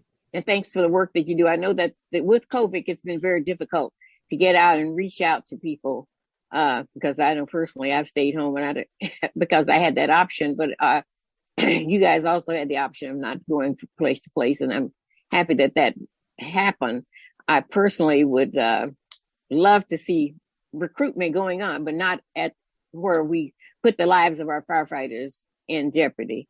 So thank you for managing to work the way that you have during this particular time. Thank you. I thank you. Commissioner Berg, do you have a question? I do. Thank you, Chief Larson, for the report. I know these are unprecedented challenges. My hair is just in the way. With COVID, and I don't know if I missed it. Are you doing any type of targeted ads? Like what type of I assume you are, because I've seen you on Facebook, but Instagram, I don't know. What are you doing for social? So we have one person in the office that does a lot of our social media through our own joinlafd.org or joinlafd account, which is Facebook, Twitter, and Instagram. And then we work with the personnel department, and the personnel department is kind of the purse strings behind us. Okay. So they're the ones that will print banners, print flyers and materials like that. And then they're also the ones that will pay for the targeted ads on Facebook, Instagram, Twitter, wherever they feel there's the most bang for their buck. We haven't really started that targeted outreach yet, but we will. As soon as the campaign opens up, we start doing a lot more of that. The return on investment is kind of hard to quantify. It did take a class on that at a recent conference, so I know there is value in it. It's just really hard to quantify. We target mostly the LA area, but because of our impact and our brand name, we do get applicants from all over the United States, and that was one of the programs that we did, which is our online interview prep. Transitioning to an online format allowed a lot more people to get prepared for their online interviews. And I think it increased the success rate of the candidates that went through the process. Oh, excellent. Excellent. So, I mean, what were your numbers? Do you have, so the demographics? I don't even know if you have those numbers. I don't have those numbers. I can tell you that we had over 10,262 people apply. But for whatever reason, and this is a gap that we're trying to change, we only had about 4,800 people that actually completed the written exam. So I don't know if that's because they were only going to government jobs and filling out the application and not reading the job bulletin and understanding they had to take a written test. During the last filing period, we extended the period of time that people could take the written test because of COVID shutdown. So we closed the filing period at one point and extended the ability to take the written test. So one of the things that we have put on the website is a decision tree. So a candidate can look at the website, joinlafd.org, and see this decision tree, which walks them kind of through step by step of how to do it. Have you applied? No, go here with a hyperlink. Have you applied? Yes. Have you taken the written test? No, apply here. We've highlighted the cost, if there's a cost to the candidate, and we've kind of highlighted everything you need to do. For our hiring purposes, you only need to fill out an application and take the written test. The CPAT and the EMT come later. And so we revised our materials to update it so that everybody knows it's required at the time of your baseline fitness and preliminary background investigation, because everybody's going into the hopper and their names are being pulled randomly. So they could be the first pull or they could be the last pull. We do an average of about 6 pulls per the 2-year cycle. So once that occurs, if you don't have your EMT or CPAT, it's a little bit harder to get in a rush period of time without having cost be prohibitive. So we're trying to encourage the candidates to really highlight the CPAT and EMT ahead of time so that when their name is pulled, they're fully able to finish their interview and go through the background process as expeditiously as possible. Okay, excellent. I know it's difficult working around this pandemic. But I also, my other question was, you were looking for a venue to conduct an in-person seminar. Frank's doesn't work? We are considering Frank's. We're trying to figure out what the mandate is going to be. The last time we used the drill deck at Frank's, we went way over capacity. So we're trying to figure out if we can do that or just do something in the parking lot, the lower lot that's outside so it can be social distance. We're really kind of holding back till we find out where we are with the virus at that particular point in time. Okay. All right. Excellent. Well, thank you very much. I know this is difficult and I appreciate all the work. I've seen the results of your work and it's extraordinary, getting in these diverse candidates, focusing on minorities and women. We can target them at this stage. And I just want to say thank you. And I appreciate this work because we do not have a recruitment problem now because of the work that you and Chief Alicia Welch and I believe Chief Kepner was also on there. So just that succession of people and really great leadership. So thank you. Thank you. I have a great staff and they do a lot of hard work day in and day out for us. Thank you. Yes, you do. Thank you. I saw a TV ad somewhere, or maybe it was on Facebook or something, with Chief Kepner in it. Yes, ma'am. So was that Facebook or was that I think I saw it on television. It might have been on ABC. ABC7 has run some of our ads in recent times. Yes. Oh yeah, that was good. That's a good ad. Are there other questions comments from other commissioners? Okay, seeing none, we will thank you, Chief Larson, and keep up the good work over there. And we look forward to the time when we're all out together talking to people about the fire department. Yes, ma'am. Thank you. Is there a motion to receive and file item 5A? So moved. Second. It's been moved and second that we accept receive and file item 5A, BFC 21-093. May we have a roll call? What's Gray? Ms. Gomez. Aye. Babcock? Yes. Hara?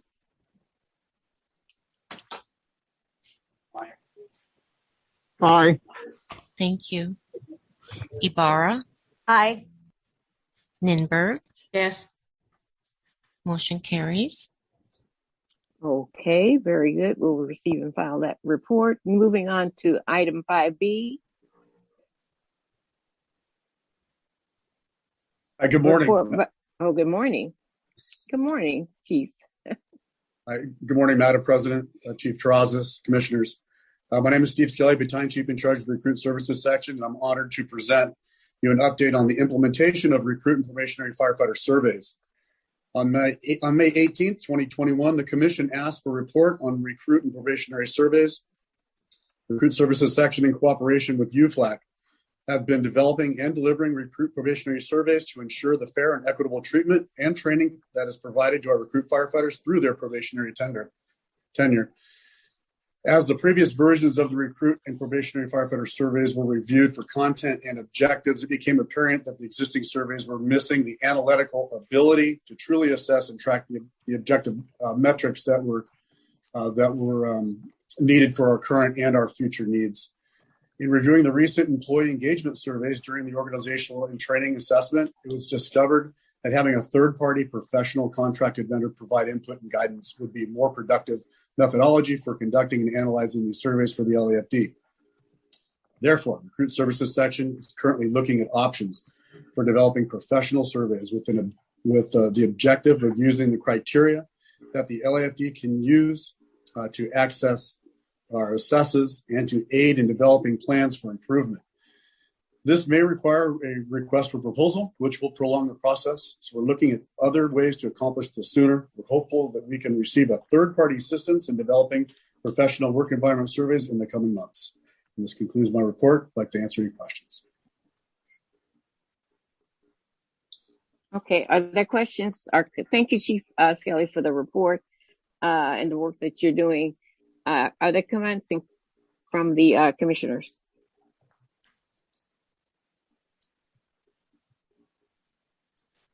No questions are coming? Oh, I actually, yeah, I do. I saw Commissioner Babcock's, oh yeah, her mute. She was unmuted, so I thought you wanted to ask. Thank you, Chief Skelly, for this report. When was this last conducted? The survey? You said that you've been working with UFLAC to deliver these? Yes. Years ago, UFLAC didn't allow surveys, and we have, within the last year, we have been, since May 18th, we've been discussing with them, and we have been giving surveys to the recruit classes upon their graduation, to the probationers at their 4th and 5th month, and then their 12th month. However, going through the organizational and training assessment, we need to up our game. We need to make sure that the data that we're receiving can be analyzed. And it's really labor intensive to go through everything, and it's hard to track to give any useful data. So we are looking to get third-party assistance. I think that's great. I mean, look, I appreciate firefighters for being good firefighters, not data scientists. So Agreed. I mean, maybe one or two out there. I don't know. But I think it's great to have a third party. What are the rules of engagement with UFLAC right now about surveys? And do you know why they didn't allow these surveys to occur? I do not know why. And right now we have discussed the current surveys that we're using with them, and they're good, and we're tracking our new members. So so the surveys that you have now, obviously that's pre-third party. But what are the rules of engagement with UFLAC and surveys now? Anytime that if we need to do any type of survey, it needs to be discussed with UFLAC. Do they need to approve it, or do they just need to discuss it? I believe it needs to be approved, and these are. So the questions asked have to be approved by UFLAC?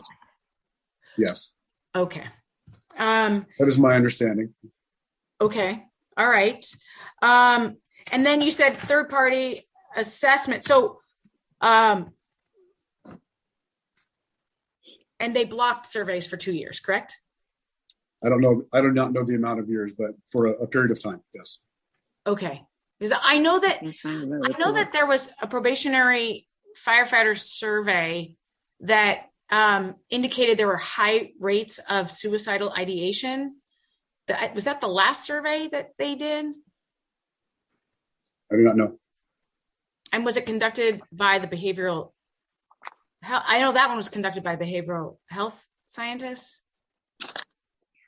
Is that part of this? I mean, I know that it was probationary firefighters. Looks like Chief Everett has his hand raised. You can't unmute.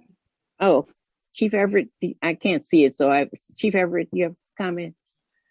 Good morning, commissioners. Just to clarify on what Chief Skelly was mentioning, when the questions for a survey would come to the ERO, the Employee Relations Officer, he discusses that, he looks at them, discusses them with UFLAC, but there is not an approval per se. It's part of the process that we go to go through surveys throughout the department for all surveys. So just to clarify. Okay, good. That's good to know. So you don't have to get union sign off to survey the members. No, but we work collaboratively with them and COA as well before we send anything out. So then did they have the ability to block these surveys? Like, if they blocked the surveys and we don't have to, how did that work? What happened there? I don't know what happened specifically on that survey, but there's probably discussions that go on between the department and the labor organizations that may amend a question a certain way if it's not phrased properly and we're not getting a proper result, from the question being asked. But it's in the MOU language that we have to abide by. And do you have that language? In the MOU, yes, ma'am. Yeah. Where is the MOU? Can you provide that with this report? Yeah, I can send it out to the commissioners. It's online and it's a public document. But it is. Okay, yeah, that would be great. That would be great to see it. Yeah, I'll send it to the commission following the meeting. Okay, excellent. I just think it's imperative that we, if we can't assess the temperature and the culture and whether or not our probationary firefighters are, having difficulties either in the field, probationary firefighters are in the field, but making sure that we have the ability as a commission, as a department, to be able to do that. So and the third party, is that in the budget for the third party surveys? Currently, it's not specifically in the budget. We're hoping to piggyback on the organizational and training assessment, but that was my comment. Was we're looking for other means to be creative to see if we can get this done. Can we add it to the budget? Like, do you know how much money you need? This is just a preliminary budget, so. No, ma'am. What? No, I do not know how much money we need. Okay, maybe we should, we'll discuss that on the budget discussion about getting this in, because I want to make sure that you're successful, right? I mean, we invest a lot of money into these recruits, I can tell you anecdotally that I'm hearing that in the academy, the responses are positive. It's when they get out in the field that's where these issues have been occurring. So I just want to make sure that we are not losing our members and that we have the ability to kind of take the temperature at whenever possible. So I appreciate that, and I will bring that up in the budget. So thank you very much, Chief Skelly. I appreciate it. Chief, my understanding was that you said you have been doing the surveys and UFLAC has been working with you. Yes, ma'am. That's correct. That's what I thought. Okay, that's great. I look forward to the future of this project. Chief Terraz, I see you. I see you. Madam I see your hand up. I'm sorry. Good morning. I agree with Chief Skelly's recommendation that we should have professionals do surveys. And I don't recall a time where UFLAC has said no to a survey, and it is in the MOU. So what I propose is that Chief Skelly will get back to us with the cost, and we will find the monies in our budget. Wait, but I like the idea of the third party also, and because we'll be able to use the data in a different way. Absolutely. And there's no need collecting data and not really being able to use it for any outcomes. So right. I think that's very good. Okay. Wait. Commissioner, do you have a comment? Not a rebuttal, but a comment. I have a question. Okay. So you said UFLAC didn't block surveys because it was in the gender equity report, and then Chief Skelly just said that UFLAC blocked it. In the gender equity report in May, I think it was May 12th, but it came on May 15th of this year, and it said that UFLAC blocked surveys for 2 years. So do you know what happened there? Let us look into that, because I'm not familiar with that. We can come back with a verbal report on that next commission. Next week, next commission. Thank you. I appreciate it. Okay, are there other comments or concerns from commissioners regarding this report? I'm happy just to hear that you've been able to do surveys, and if we look at them, I don't know what we'll come up with, but they're available for commissioners to look at if they wanted to. Or is that? I know you can't just email them out. That decision is not up to me. Oh, okay. So that's, I don't know that the commissioners even want to look at them, but I was just curious as to whether whether they were available someplace. Since we can't get a printout of the data, what the data means, what you actually learn from all of the different surveys. I think we can request. Want to look at them. I think we can request a report. I mean, obviously taking out personnel information, but you can request a report to get. And I think that would be really good once we get. I agree, Commissioner Woods-Gray. Should say Commission President, that we definitely continue on and request the report. I would just like to have it available so that people can go and look at them if they want to see the comments that people have made. So that's possible, right, Chief? Yeah, commissioners, I think as long as we take out the names, I don't see a problem with that. Oh, okay. You'd have to take out. Okay, that means it's a lot of extra work. Okay, very good. Well, whatever is most convenient, we can look forward to that happening at some point. Very good. Are there any other comments or concerns of commissioners? Okay, seeing none. Thank you, Chief Skelly. Keep up the good work over there. Thank you, ma'am. I'd like to have a motion to approve to receive and file 5B. Motion to approve and file 5B. Second. Okay, it's been moved and seconded that we receive and file 5B on the regular agenda. Ms. Gomez, would you do a roll call, please? Yes. Woods-Gray? Yes. Babcock? Yes. Hara? Aye. Thank you. Ibarra? Aye. Ninberg? Yes. Motion carries. Okay, very good. Moving on to 5C, a report by the Department on the fiscal 22-23 proposed budget. Oh, okay. And who do we have today? That would be me, Commissioner. Good morning. How are you? Good morning, Madam President. Emilio Rodriguez with the Administrative Service Bureau. Good morning, Commissioners, everyone. Good morning.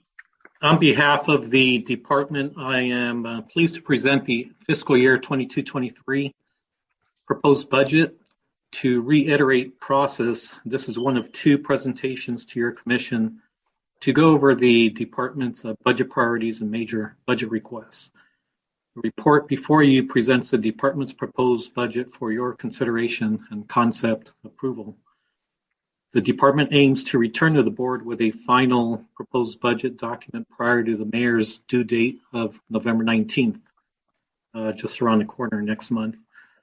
The operating budget for FY 22-23 is estimated at $841 million, which is $95 million above the current fiscal year, roughly a 12.7% increase. However, this estimate includes sworn cost of living adjustments of 4.5%, effective on each of July 2021, which just passed, and January 2023, absent an extension of the current letter of agreement with labor or a new LOA that would further defer implementation. These costs were currently deferred from actions taken last year and are thus far carrying forward unless we learn otherwise. The budget increase is estimated at $18 million otherwise without these COLA increases that amount to about $78 million. So absent the COLAs, the growth would be roughly about 2.5%.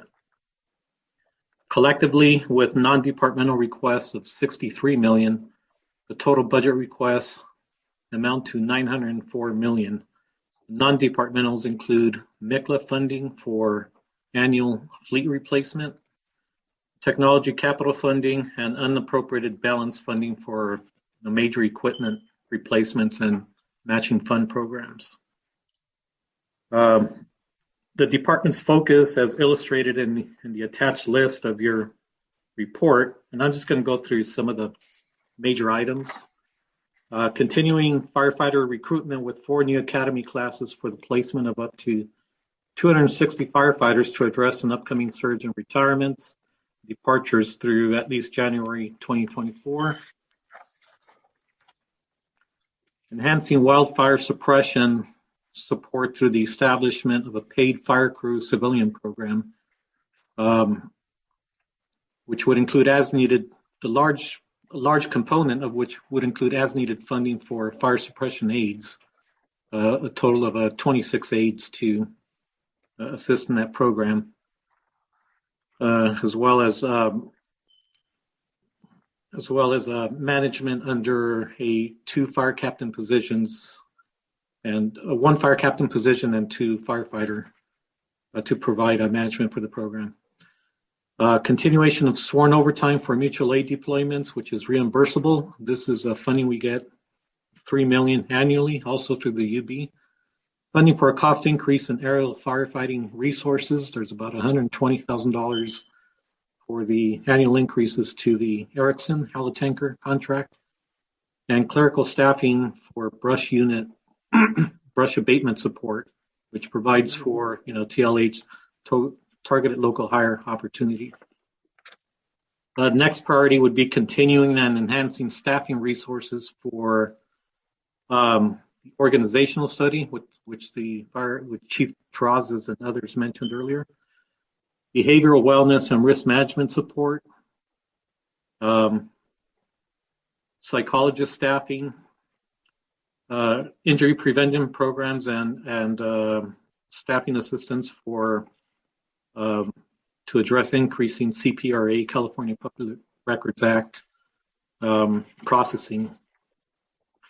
Next priority would be restoring critical positions lost to the separation incentive program. So we lost a number of positions last year, 34 in total, and we're requesting this year that a very small amount of those yet critical positions be restored to fulfill some critical functions, namely in fleet maintenance support, to have a truck operator and machinist back to support fleet operations for to support our various fire stations, system support, accounting, and grants management support. Next priority would be funding for end of service replacements for self-contained breathing apparatus. So the SCBAs have a price tag of $36 million. They were funded last year for $18 million. We're requesting the other half to make that funding whole so that the department can replace the entire inventory of 3,000 plus units, before manufacturer support ends on those, which is expected by 2023 or 2024 at latest. There are also cardiac monitors. That's another end-of-life replacement that's coming up largely because the current units lack certain real-time capabilities that are industry standard across newer, more integrated models available. And also the current inventory is expensive to maintain, largely because of its proprietary nature that requires an expensive service contract in magnitude of $700,000 per year. So we're looking to leverage those with special funds, or at least some percentage of the annual general funding portion to, stretch general fund dollars. The next priority would be providing funding to keep the fleet and fireboat apparatus on a proper maintenance schedule to ensure public safety and avoid costly deferred maintenance, which has been a significant issue with fireboats in the past, especially some of our larger vessels, such as Fireboat 2, which is just concluding its major overhaul over these next few weeks. So that would be $2 million, which is our annual shortfall on the fleet maintenance side. We're requesting to make that account whole to minimize the transfers that become critical throughout the year and create continuity issues. Otherwise, without having that funding in place at the forefront. And also with maintenance requesting $1.6 million for, interval maintenance on the fireboats to keep those on a regular schedule. Again, to avoid the costly maintenance issues that arise otherwise when maintenance is deferred for an extended period of time. There's also technology, providing a minimal level of funding for hardware needs and commercial licensing and broadband services for field information technology applications. So $2.1 million to keep, our broadband needs and ongoing software licensing needs and other technology needs closer to our budget needs. And an additional $4 million from MICLA to continue funding the voice radio system upgrades project that was initiated under ITA but will be resumed by LAFD through its completion over the next couple of years. Finally, continuing the capital improvement expenditure program funding for health and safety improvements at various fire stations. We've been getting $730,000 annually as the bare minimum funding to address critical health and safety needs at stations, including plumbing repairs, electrical, bad flooring, asbestos, mold, and such needs. And there's quite of other items in the budget, but these are some of the more significant asks.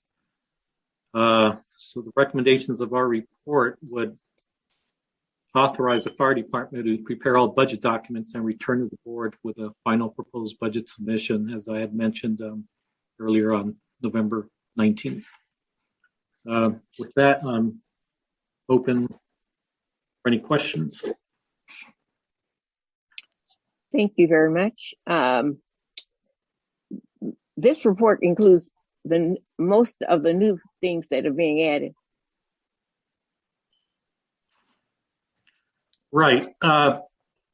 Much of what I've read through is our new requests, with the exception of recruit training, which of course is an ongoing expense every year because of the need to fluctuate between a number of classes. It's funded on a one-time basis every year. So what was funded in the current year is deleted from the budget, and then we have to add it back depending on how many number of classes are approved. So what's represented here is a combination of new requests and some of the major continuing items.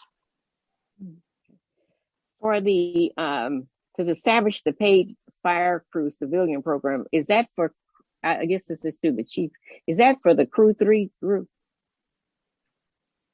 Yes. That's correct. That's Crew 3. We want to double the size of Crew 3. The state, because of COVID, discontinued many of the prisoner camp crews. So there's a lot less this year. So we thought it prudent that we build up our Crew 3 capability. It's also a pathway into a firefighter position. So we like the Crew 3 model, and we would like to get funding to double the size. I'm very happy that I would be happy to have them paid, because when I first met them, they were a wonderful group of people. But they were all volunteers, so that to me, and the work they do is fabulous. It's fantastic. I agree on the clerical staff needs for the brush crew, because they had almost 400 complaints this year, and people were calling in and not being able to get an answer. So they really need help over there. I'm not even sure that they don't need another firefighter in that department. They say they don't, but I think they probably, because they had like 12,000 people that they wrote up, citations. That's a lot of work. And I don't want them just to rush through it and throw people to that court, that hearing group, and then people end up having to pay a lot of money for where conversations might have been held in a different way.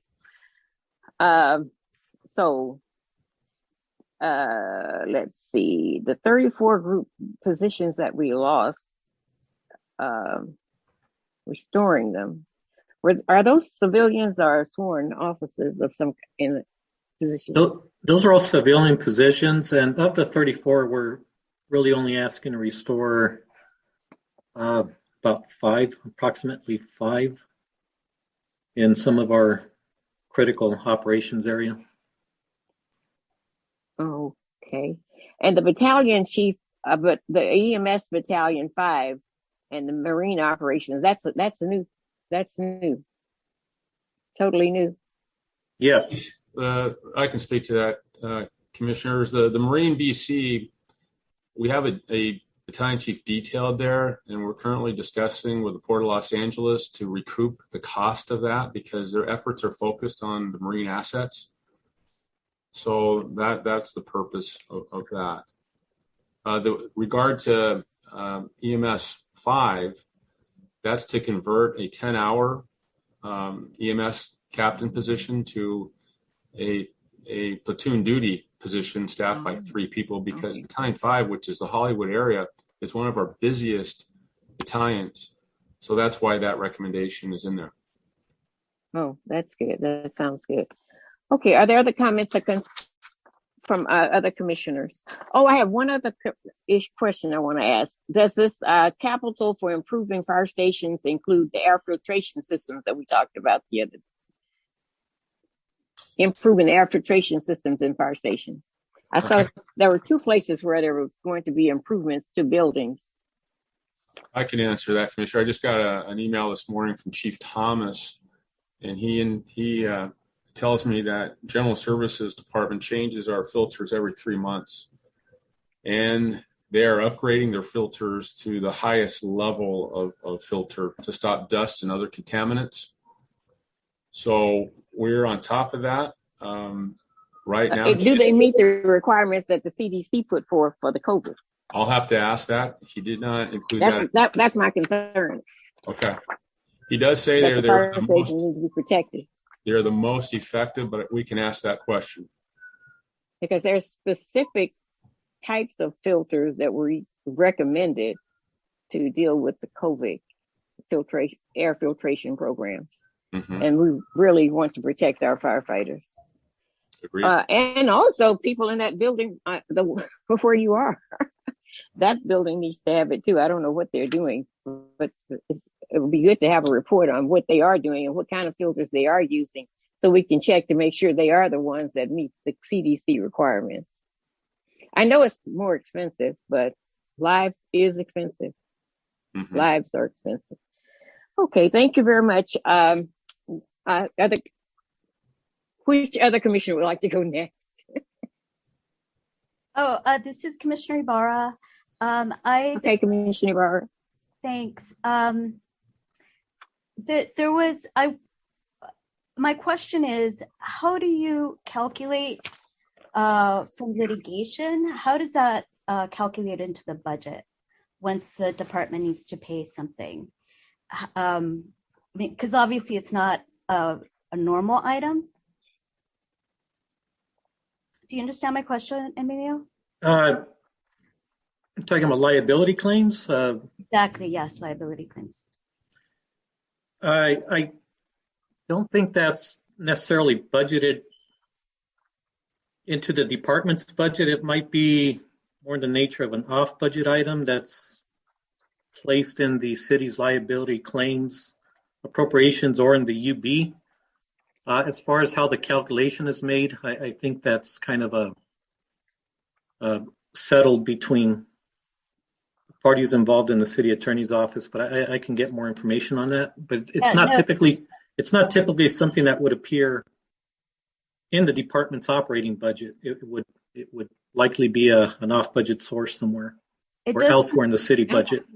I'm sorry. No, my question wasn't how it's calculated. I mean, I understand that's something that happens in the court action, but I'm just wondering how it's where it's budgeted and reflected. Does it come out of our operating budget?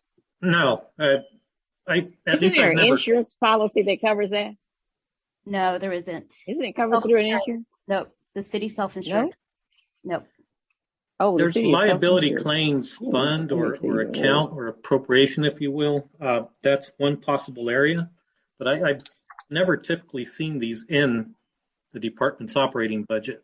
Okay, so one of the reports that I would like to see, because there was in the press conference yesterday, there was just a stunning and wrong number that was reported as $30 million in litigation from employment claims.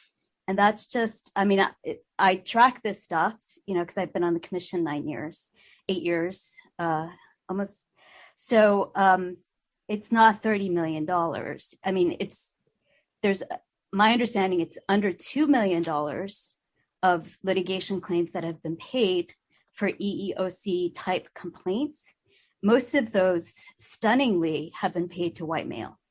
So it's not something to hang your hat on for your PR campaign. It doesn't make any sense to do that. If you talk about FLSA claims, Fair Labor Standards Act claims, that's $20 million, but that has to do. Is this regarding the budget, Commissioner? Yeah, this is. FSLA claims have to do with how we calculate overtime, and especially for paramedics, and how we define fire suppression and so forth, whatever. So that's a very specific, I mean, I don't even think of that as an employment claim. I think of that as a labor claim. So all of those, you can't really calculate that and put that in. That's 20 million. So to talk about $30 million is just stunningly wrong.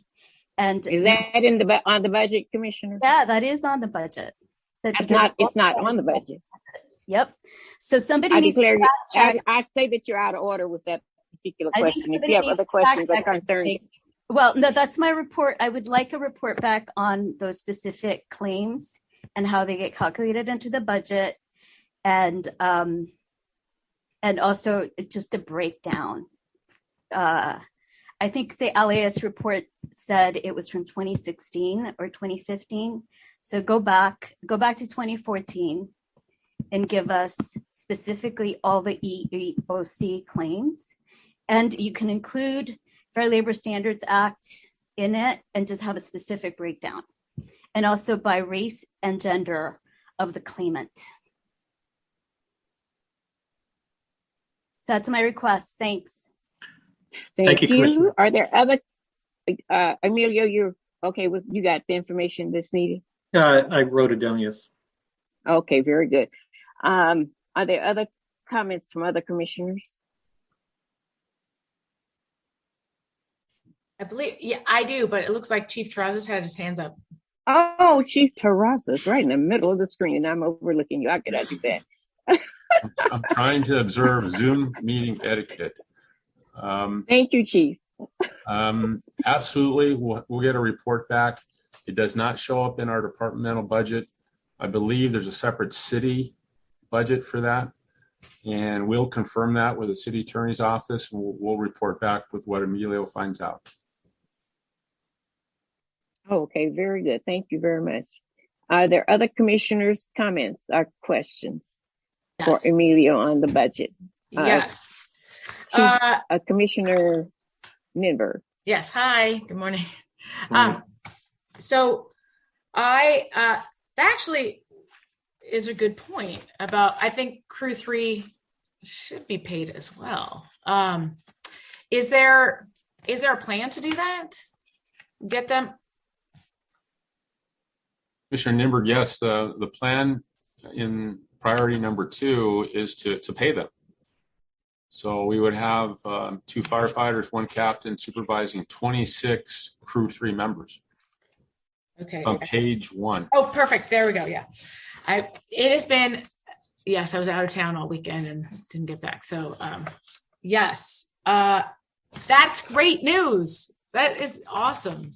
Especially because most of them live in the area, and it's a pathway, like you said, to getting onto the department as a firefighter. So 2 minutes paid hand crew. There we go. Thank you. Second, I'm a little bit concerned about the plan to backfill. Like we have,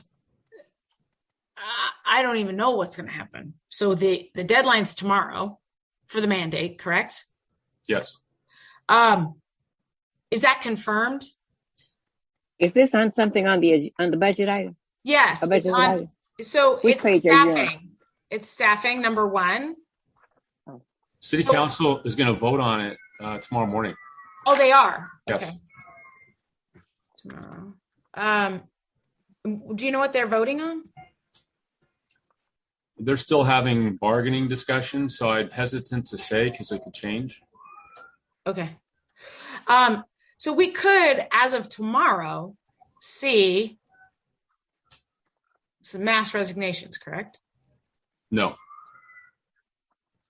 We don't? I'm confident you will not see that.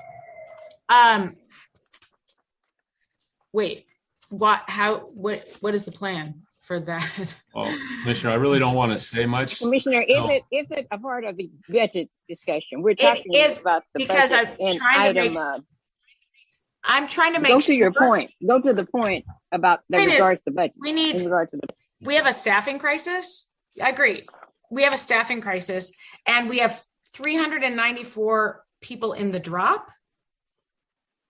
There's close to 400 people who are going to retire in 2 years, and we have 260 recruits, but those are just recruits coming in. And then we have possible resignations. I am concerned, we don't have room for more than 4 academies. Are we thinking about adding single function paramedics or lateral transfers? Is that part of your plan? Is that why you're confident? So that's not a part of this budget. But can we add it? Those are options that are available to us. I recommend we wait to see what the vote is on Wednesday, tomorrow morning. That will provide more clarity. We are losing 394 drop retirements over the next 2 years, but this budget request is for the next fiscal year. So we're in good shape at the current pace of hiring for January of 2024 when we lose a great number of our members, which I believe is 124 people or so. Oh my God. A lot of people. Well, I'm concerned still that we already have a staffing crisis. So it's like we're already behind the 8 ball right now. How do we get ahead of the 8 ball? And so I'd love to I think I had requested a report back on single function paramedics and lateral transfers. Is that coming next commission meeting? We'll have to check with Chief Everett. I have no idea. Even a verbal report, I think that would be important. On the item on the consent agenda, did you see it on that calendar? Madam President, can I recommend that we give a verbal report at our next commission meeting, because we'll know the vote of the council and we will know what the process will be, and we can bring clarity to Commissioner Ninberg's question. Okay. Commissioner Ninberg, your paramedic vacancy report is scheduled to be presented on the 16th of November. Can we move that up to the beginning of November? Well, no, we have to. What? The problem that we run into is the preparation of a written report versus the verbals. Oftentimes we don't have the research done to get that written report on the docket soon enough. So we scheduled it out to the 16th to account for the written report, the proofreading, all the other stuff, the approvals that need to happen before it hits your agenda. Mm-hmm. And then on top of that, we are working through waiting for the final decision from council on steps to move forward. So there's a lot of balls in the air on staffing in general, and your request for paramedics specifically is in this report that's scheduled for the second meeting in November. Commissioner Woods-Gray, I mean, can we stay on point? You're very good about directing me to stay on the agenda item, but you're not equally good. Excuse me, but I did not recognize anybody to talk, and we already had a conversation going on. Well, but it's off topic. I don't see a hand up. I do not see a hand up requesting to be recognized, and I have a conversation going on already. You're showing preference to Commissioner Nimberg. Commissioner Nimberg and Chief Everett, would you continue, please? Or had you finished? Yes, ma'am, I'm done. It's on the docket for the 16th right now. So maybe we can add that to the verbal report on staffing. So you can add the verbal portion of it, because Andrew Glazier, Commissioner Nimberg, we want to remind you that we are talking about the budget that's in front of us now. Yeah. Right. Not future things that are something that we already talked about to go on the agenda. We'll have to do that offline or in another way. But at this time, we're having questions and concerns regarding the budget that Emilio has just presented. I just want to get that information before we vote on the final budget. But I just want to stick to the agenda. Okay. Yes, definitely want to do that. So that do you have any other questions regarding the regarding the budget? Yes. Okay. So we have the Equity and Inclusion Staffing Resources Bureau.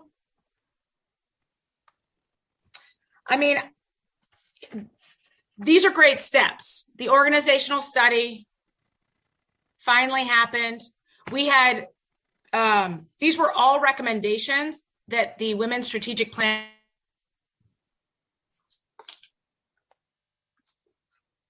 Uh-oh, what happened? Somebody went something. Is someone on mute? Yeah, there we go. Okay, I don't know what happened.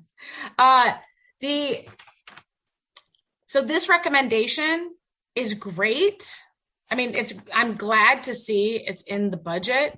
This was recommended 4 years ago, along with the organizational assessment, which finally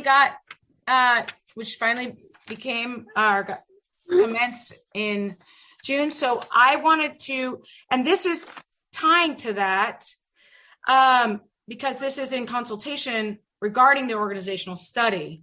So what are the models you're using to come up with this? Which budget item is this, Commissioner? It's on page 13 of 16, the Equity and Inclusion Staffing Resources, $1.18 million. Do you have the report on what this looks like and where it came from? I'd like to understand if this is what the structure of this whole thing is. It's definitely nice to see a little bit of money in here, but I also want to see how this compares to other bureaus. I think we talked about that on Friday. How the budget, because you can always tell somebody's priorities by how much money they put into something. So I'm glad to see that this is at least number 2.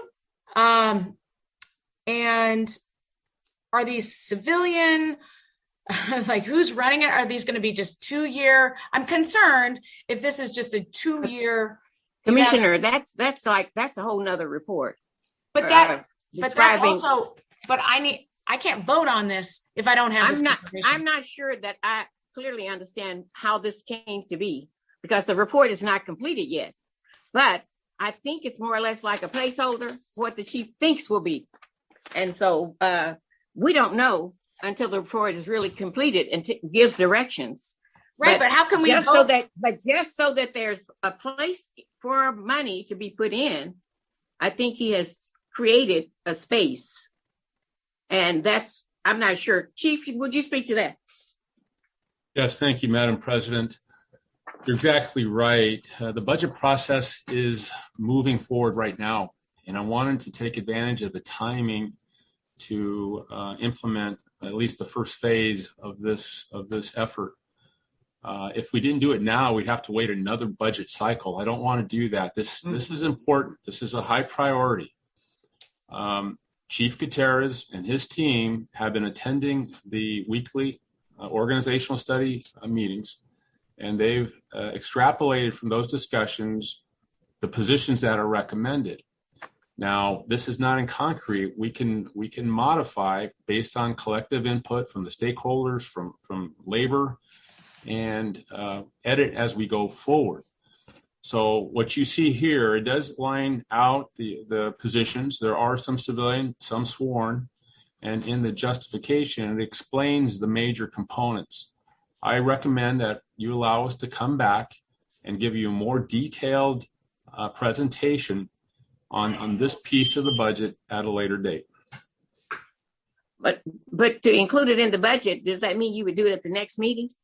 Well, it's included now. I mean, it's in the budget, but to explain it more in detail, does that mean you would do it at the next meeting? When you say a later date, what do you have in mind? We can go more in depth at a date that you can determine. The mayor's office has been working very closely with us. They have significant input, and we will work together to make sure it's a good start. There's nobody doing this in the DEI space in any fire department across the country. Part of the organizational study is to identify best practices in major departments similar to our size. This is something I want to get right, but I want the collective input of everybody involved, including the commission. Okay, we appreciate that you want that you do want that. But again, I think it's more like a placeholder until the report comes out. Well, it is. It's a placeholder, but it does give you some structure, a starting point. So if the report doesn't call for this, it would be done anyway? Well, the report is more than likely than not going to call for this because that's where this information came from. Oh. Chief Everett has his hand up. Chief Everett, thank you. I didn't see that. Thank you, Chief Everett. Yes, ma'am. Chief Everett, you're recognized. Thank you, ma'am. So just to bring to your attention timelines. So this budget agenda item needs to be submitted to the mayor's office by November 1st. So if in fact the commission chooses not to vote on it today, my recommendation would be that you hold a special meeting next week so that we can move this forward as appropriate to hit our timelines. I just want to make sure you're aware of the timelines. Madam President, I don't think there was any suggestion that we wouldn't be voting on this today. I would recommend that we approve this so we don't have any delays. We can modify as needed as we move forward. This will be a collective effort, like I said, and I want everybody's input. When does the funding hit? It would be next fiscal year is when we would get the money for these positions, but I am looking at options to implement sooner. Oh, like emergency funding? Not emergency funding, but details, things of that nature. To just create it prior to, I guess the money would be released October, correct? We get it in September, I believe. But my thinking is, and this is still open for discussion with all the parties involved, is to detail people starting January 1st so we can get the ball rolling, so they can identify office space, look at job descriptions, what is the mission, what are the metrics, so that when we do get the money for the rest of the staffing, we can hit the ground running. I mean, I think I'm happy to see this in here. I think that this is long overdue, and it's good that it is number 2, and I appreciate that. Absolutely. I do have a lot of questions. To fill these positions, you're going to have to go through the process with civil service, or is this considered going to be like a pilot? Well, for civilian positions, we will have to interview. For sworn, we interview and then transfer. They wouldn't be new people. They're existing people. No, I know they're new people, but do they go through like the personnel department, so the process of people applying? You open up a position, they apply. Yes, we would go through that process for new hires of the civilian positions. The sworn position exists now. We have people in those positions, those classifications. Oh, so you're just going to move them from one department to another? Within the department, looking at for skill sets that would fit this mission of this bureau. A question, is the chief civility officer sworn or civilian? Civilian. Oh, good. And that would be a rank of? We're using an existing job classification of chief investigator because it gives us the most options. And it's a highly paid position. Usually that attracts attorneys and people coming from that background. Okay. I look forward to seeing this grow and seeing the funding become more and more robust. This is, like you said earlier, you have 106 fire stations, you have 106 and 3 platoon duties. Right. That's a lot of environment to cover.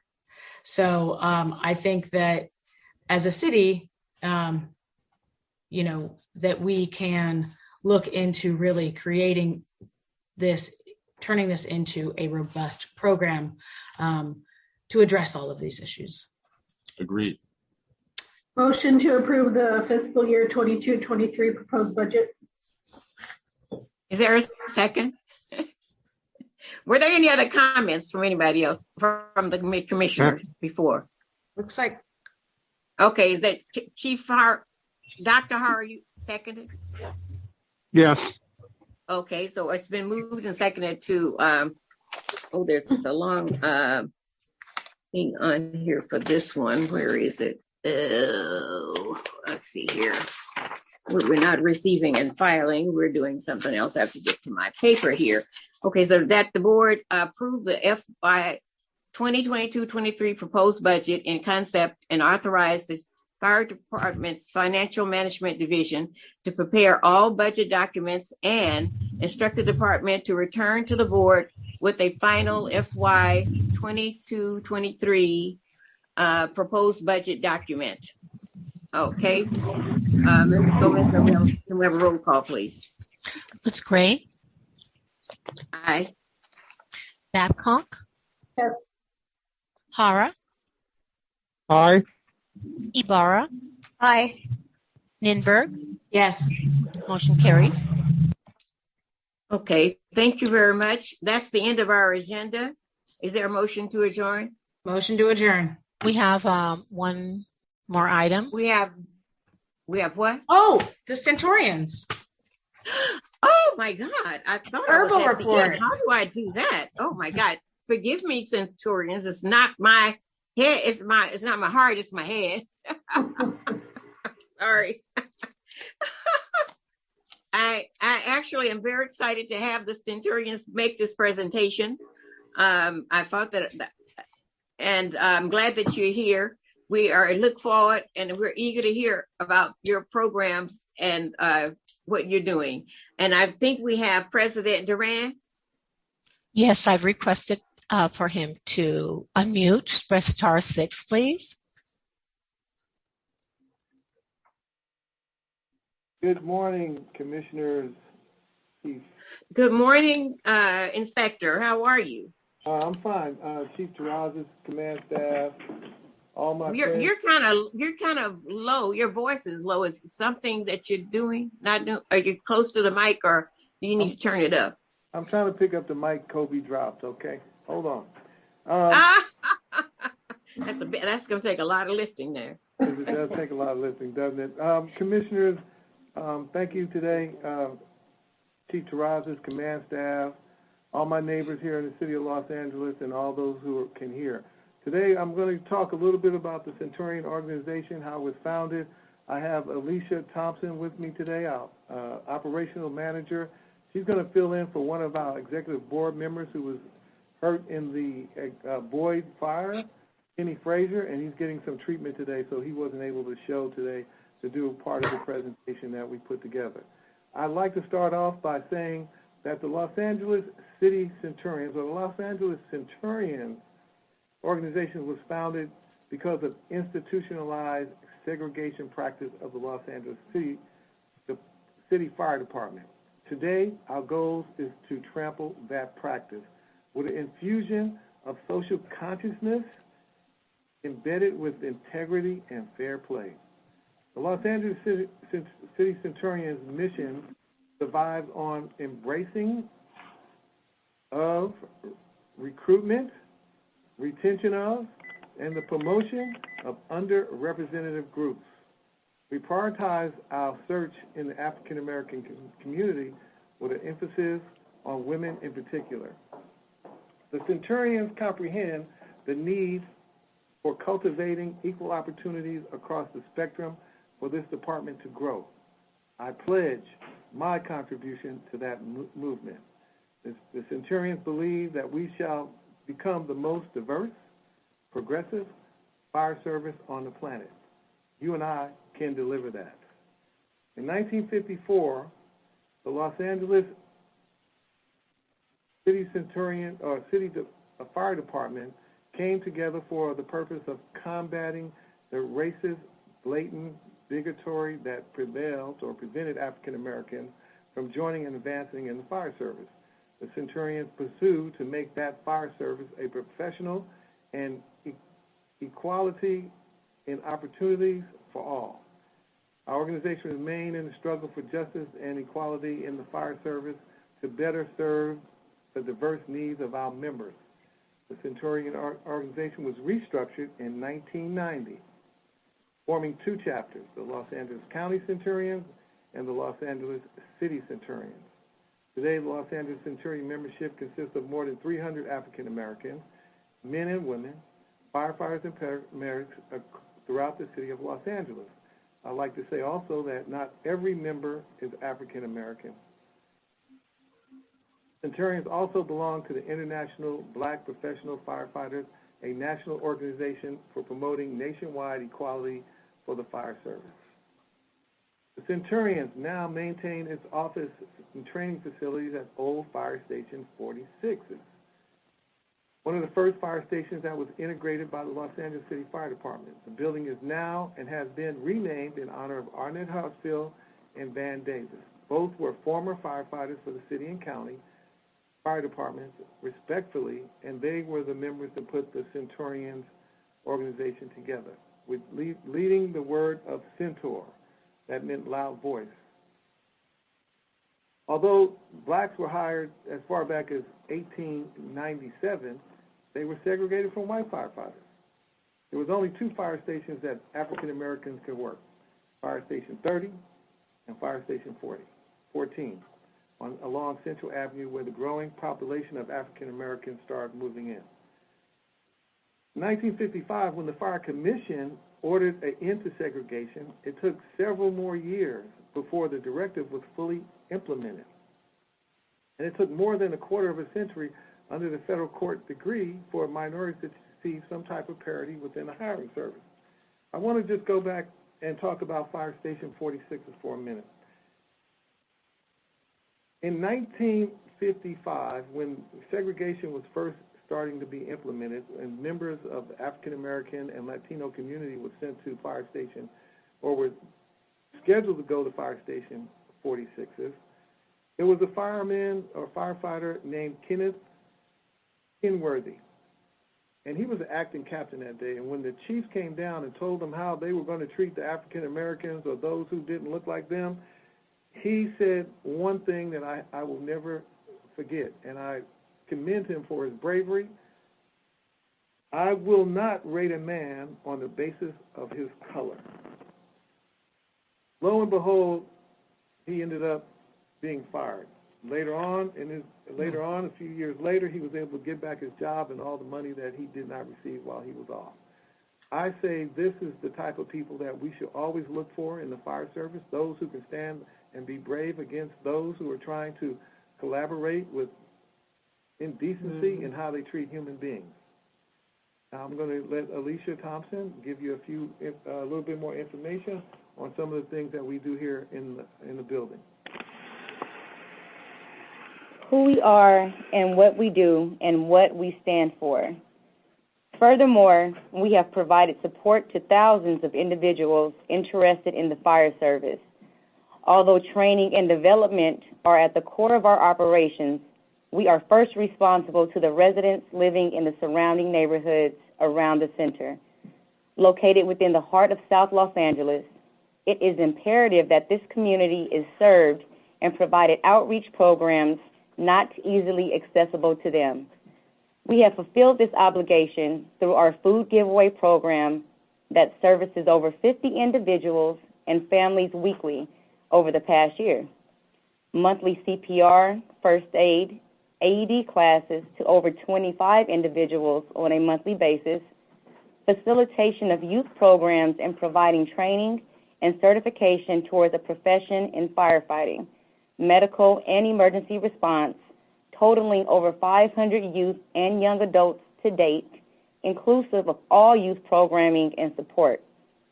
Our collaboration with Susan Miller Dorsey High School and the Los Angeles Fire Department in development and facilitation of the first official fire academy at Dorsey, graduating approximately 75 students since 2018.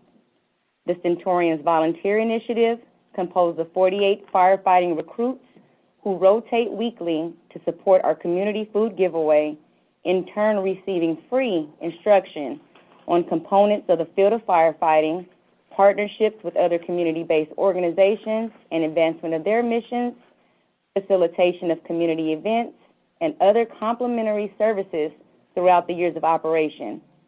Community engagement and support is truly the driving force behind what the Centurions stand for. What further separates the organization from those that provide similar services is the belief that provided the right tools and professional direction, trained individuals can enter the field of firefighting and represent the department effectively. Too often, individuals from predominantly ill-represented communities are unaware of opportunities available to them to aid in bettering their lives and the lives of those closest to them. We have addressed this disparity through direct recruitment from our membership efforts of 1,724 African Americans and individuals from various diverse backgrounds, through creation of our Introduction to Firefighting Operations seminars. These free sessions have allowed LAFD recruits and those in the process of becoming firefighters in other departments access to our training facility and hands-on mentoring, which has aided in successful completion of many of them becoming firefighters for them walking through these doors. Training participants have been fortunate to receive hands-on instruction and skills applicable to successful completion of firefighting practices. In addition to practical training, recruits are provided advanced preparation through the hiring process, complete with oral and written preparatory activities. We have an unequivocal fervent belief that all members should receive fair and equitable opportunities within this community as well as the organization. We are the Centurions of Los Angeles, and I will defer back to President Durant for closing remarks. Yes, Commissioners, Fire Department, we have to say we appreciate all the assistance that you've given us in the past, and we look forward to continue collaboration and working together. We are, if you drive by the Centurion Center on any given day, you will see a diverse group of people trying to pursue the career of firefighting. I will tell you this, we have helped people, or young men and women, travel to different places to get jobs as firefighters. Norco, Nevada, Berkeley, California, Fremont, California, Arizona, both Glendale, Arizona, and Goodyear, Arizona, and the Los Angeles County Fire Department. As we know, there's a varsity team and a JV team. But we are happy to work with you on any situation at any given day, any given time, to pursue making sure that if they can see us they can be us. Thank you so much for the time and all your efforts. Thank you. Inspector Duran, yes. Thank you very much for that report. You guys are doing a fantastic job of community service over there. I love that. And I know that the varsity team is LAFD, right? Yes, ma'am. That's it. I just wanted to be clear. But I am so proud that you help other people because of your love of firefighting, because that's important. They need good firefighters in other places also. Is Miss Jones? Is that Thompson? How you doing? Hi, Miss Thompson, Alicia. Thank you very much for the service that you provide, because you're always there, always available to help the community and to talk with commissioners. I've enjoyed all of my visits to that center there, your headquarters, and I've watched many of the opportunities that people have to tune their skills and become better at what they do. And it's just, it's amazing. I never forget the one time I came and there was this young man who came to observe with his mother. And his mother said, I didn't know they were going to put him to work right away. But you didn't let him just observe on the sideline. You made him get in there and start doing some of the activities. I don't know whatever happened to that particular person, but I was impressed that it was like, oh, no time to wait and watch. Come on and get involved. And the mother was excited over that process and that you did that. And it was just shows the kind of people that you are, that you're willing to help at every level of the process to become firefighters. And I really do appreciate your services being there in the community, and the community services that you do also are extremely valuable to our community. Are there comments from other commissioners? Yes. Oh, Commissioner Hara. So basically, I first visited the Black Firefighter Museum when Ciclavia had that as one of the endpoints. And that was very early in my, as a commissioner. And my wife and I went there, and we were given a personal tour of the Black Firefighter Museum by this retired firefighter attorney. And that turned out to be Arnett Hartsfield. And he spent about an hour and a half with us, telling us about the history of, of the Stentorians. And fortunately, we had a chance to meet with him, before he unfortunately passed away about a year later. Mm-hmm. So thank you, for all the work that you do, and especially with the community engagement. And then another point I want to make is Terrence Roberts is the nephew of Arnett Hartsfield, and it turns out that he's a professor of sociology, and he's given presentations at Charles River University, where I'm currently a professor, and I've enjoyed a good relationship with him as well. And so, I have very strong ties with the Stentorians, and thank you so much for all that you're doing, especially in the realm of community engagement. Thank you, Commissioner Hara. Thank you, Commissioner. I think we pledge, and we're in community. The community stops in, they ask us questions, and I think the same thing, we're a fire station. At any fire station in Los Angeles, when people knock on the door for information, we make sure we assimilate that information. Sometimes people think we're an active fire station. We've had accidents on the corner, and our recruits and members have gone out there, secure the scene, make it safe, and minister help as they can. So we're trying to make sure that we do what's right.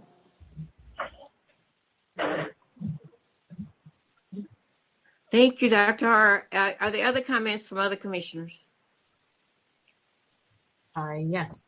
Hi. Oh, Commissioner Ninberg, your hand was up. I'm trying to follow the protocol. It's good. I like the Zoom protocol. It's good. It's good. I appreciate it. And I appreciate the way you run a meeting. Thank you, Commission President. Inspector Durant and Alicia, Ms. Thompson, thank you so much for all of the work that you do to help uplift the community and also all of the diverse candidates that come through your program. I mean, I am in awe of the work that you do, and it is volunteer. You have one paid staff, I believe. Am I wrong, Inspector? There's only one. Ms. Thompson's like, it's only one. It's only me. Yeah, what you're able to accomplish is extraordinary. And I just want to say thank you. Thank you so much. Thank you for, and you also mentioned that it's not all African Americans and that it is inclusive and it's open to everyone. And you don't have, it's all firefighters, right? That are members? Yes, that's all firefighters, but we have some people in the community that come down and help out as well with the maintenance of the building, upkeeping the old 1967 sea grave that we have here. So we do have some impact from the community that helps us. Volunteers, yeah. That's Here good. in the building also, we house PCITI, Professional Community and Training Institute here, which is retired LA Fire Department member holds, which does hardcore gang intervention around the world.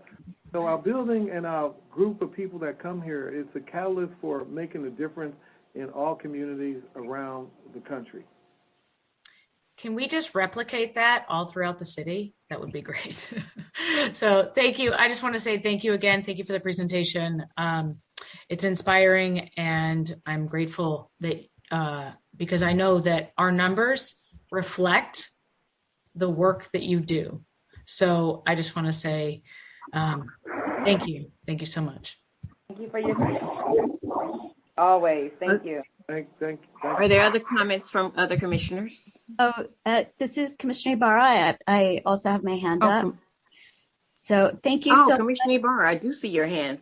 Yeah. So thank you so much. I've always learned so much from you, Stentorians. You have a very long and interesting history in the city of Los Angeles. And, the city owes you a great debt. I've always enjoyed going down to your headquarters and meeting some of your members and some of the recruits and everything that you do. The last time that we met via Zoom was almost exactly a year ago.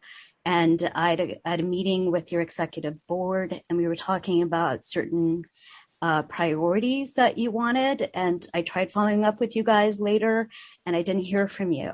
And so I just want to say, you still have a majority of commissioners who support you and want to see those priorities come to fruition. So Gerald Durant, reach out. I want to make it happen about the items that we talked about a year ago during our Zoom meeting with the executive board. Thank you. Thank you again so much. I'm remorsed in the fact that I didn't get back to you. That's why I try to have Alicia around, because sometimes I get distracted with other things. But we are a lot going on, so I get it. Okay, yeah, we're more than happy to meet because I think it's a joint effort. No one succeeds in this department by themselves, so we want to make sure that there is mentorship throughout and all the things that we do. So I will be following up with you, Commissioner Ibarra. Basically, it's what it says. So I will put that on my note and task list now. Very good. Thank you. Okay, are there any other comments? One of the things I forgot, that when you said internationally, it reminded me of the fantastic job that the Centurions did in helping to get the fire equipment to Africa. Without them and their the work that Alicia did in the office to get that done, it wouldn't have happened. So we've stretched across the world thanks to the chief's support. But the work that the Centurions did was what really made it happen, moving all the equipment to the special area and packing, and they did everything to help make sure that that equipment moved correctly. And they also went over and helped to train the firefighters in Africa on their own. And I was really proud of them their service never stops, it seems. But they paid for their own way, and they went over and they trained over there and trained firefighters and actually saved a building while they were there. They helped to put out a building fire using the equipment from Los Angeles. And I like the way they have the emblems on the trucks so that you know that they did come from Los Angeles. But thank you so much for always going beyond the call for duty. Well, thank you. You know, we represented the Los Angeles City Fire Department. We wanted to make sure that their outreach touched other countries as well. And with the Centurions being involved, it was just a pleasure to be involved with all the people that made it happen. We thank the Los Angeles City Fire Department and the apparatus, the equipment that they gave us. And when we went to pick up the apparatus down at the shops, we had a little delay because there were some cats living on the apparatus. So hopefully we removed them and put them out to, keep the roaches, the rats away from the fire apparatus there at the shops. But one of the things that I have to say is that it wouldn't have all happened if you didn't ask us to do it. So we're the type of people you ask, and we shall try to deliver. So thank you. Keep us in your mind when you need something done. We will be more than happy to put our best foot in front of us to make that happen. Thank you very much. Are there any closing comments from anyone? Madam President, may I add some comments? comments? The chief. Yes, Chief Terraz. Yeah, I want to add my compliments to the Centurions. Inspector Duran has been an outstanding partner. I do take great pride in knowing we have an LAFD engine in Africa and still in service. Inspector Duran has done amazing things with his team. He supports the youth programs. He has great diversity. And Commissioner Nimberg is correct. The demographics of our department reflect the efforts of the Centurions organization. So Inspector Durant, I'm very proud of what you've done and will continue to do, and I thank you very much. Well, we thank you for having the time to listen to our voices and give us an opportunity to serve. I was impressed when I first met Inspector Duran because he was actually in the harbor as a diver or something. And I was like, really? So I had a lot of respect for him from the very beginning. That was a very good introduction to a firefighter who worked in the harbor and did diving and worked with the boat crews and things in that area. That was really special. Now, are there any other comments? If not, thank you, Inspector Duran. Thank you, Ms. Thompson. And I wish you guys the best and continued success. Thank you. Stay safe. You all have a good one and stay safe. Thank you. Okay, very good. Is there a motion to adjourn the meeting? Motion to adjourn. Okay, second? Second. Okay, Ms. Gomez, do you do a roll call? Woods Gray? Aye. Babcock? Yes. Hara? Aye. Thank you. Ibarra? Aye. And Ninberg? Yes. Meeting adjourned. Thank you very much. And thank you to all the commissioners for attending the meeting. Thank you, Madam President. Stay safe.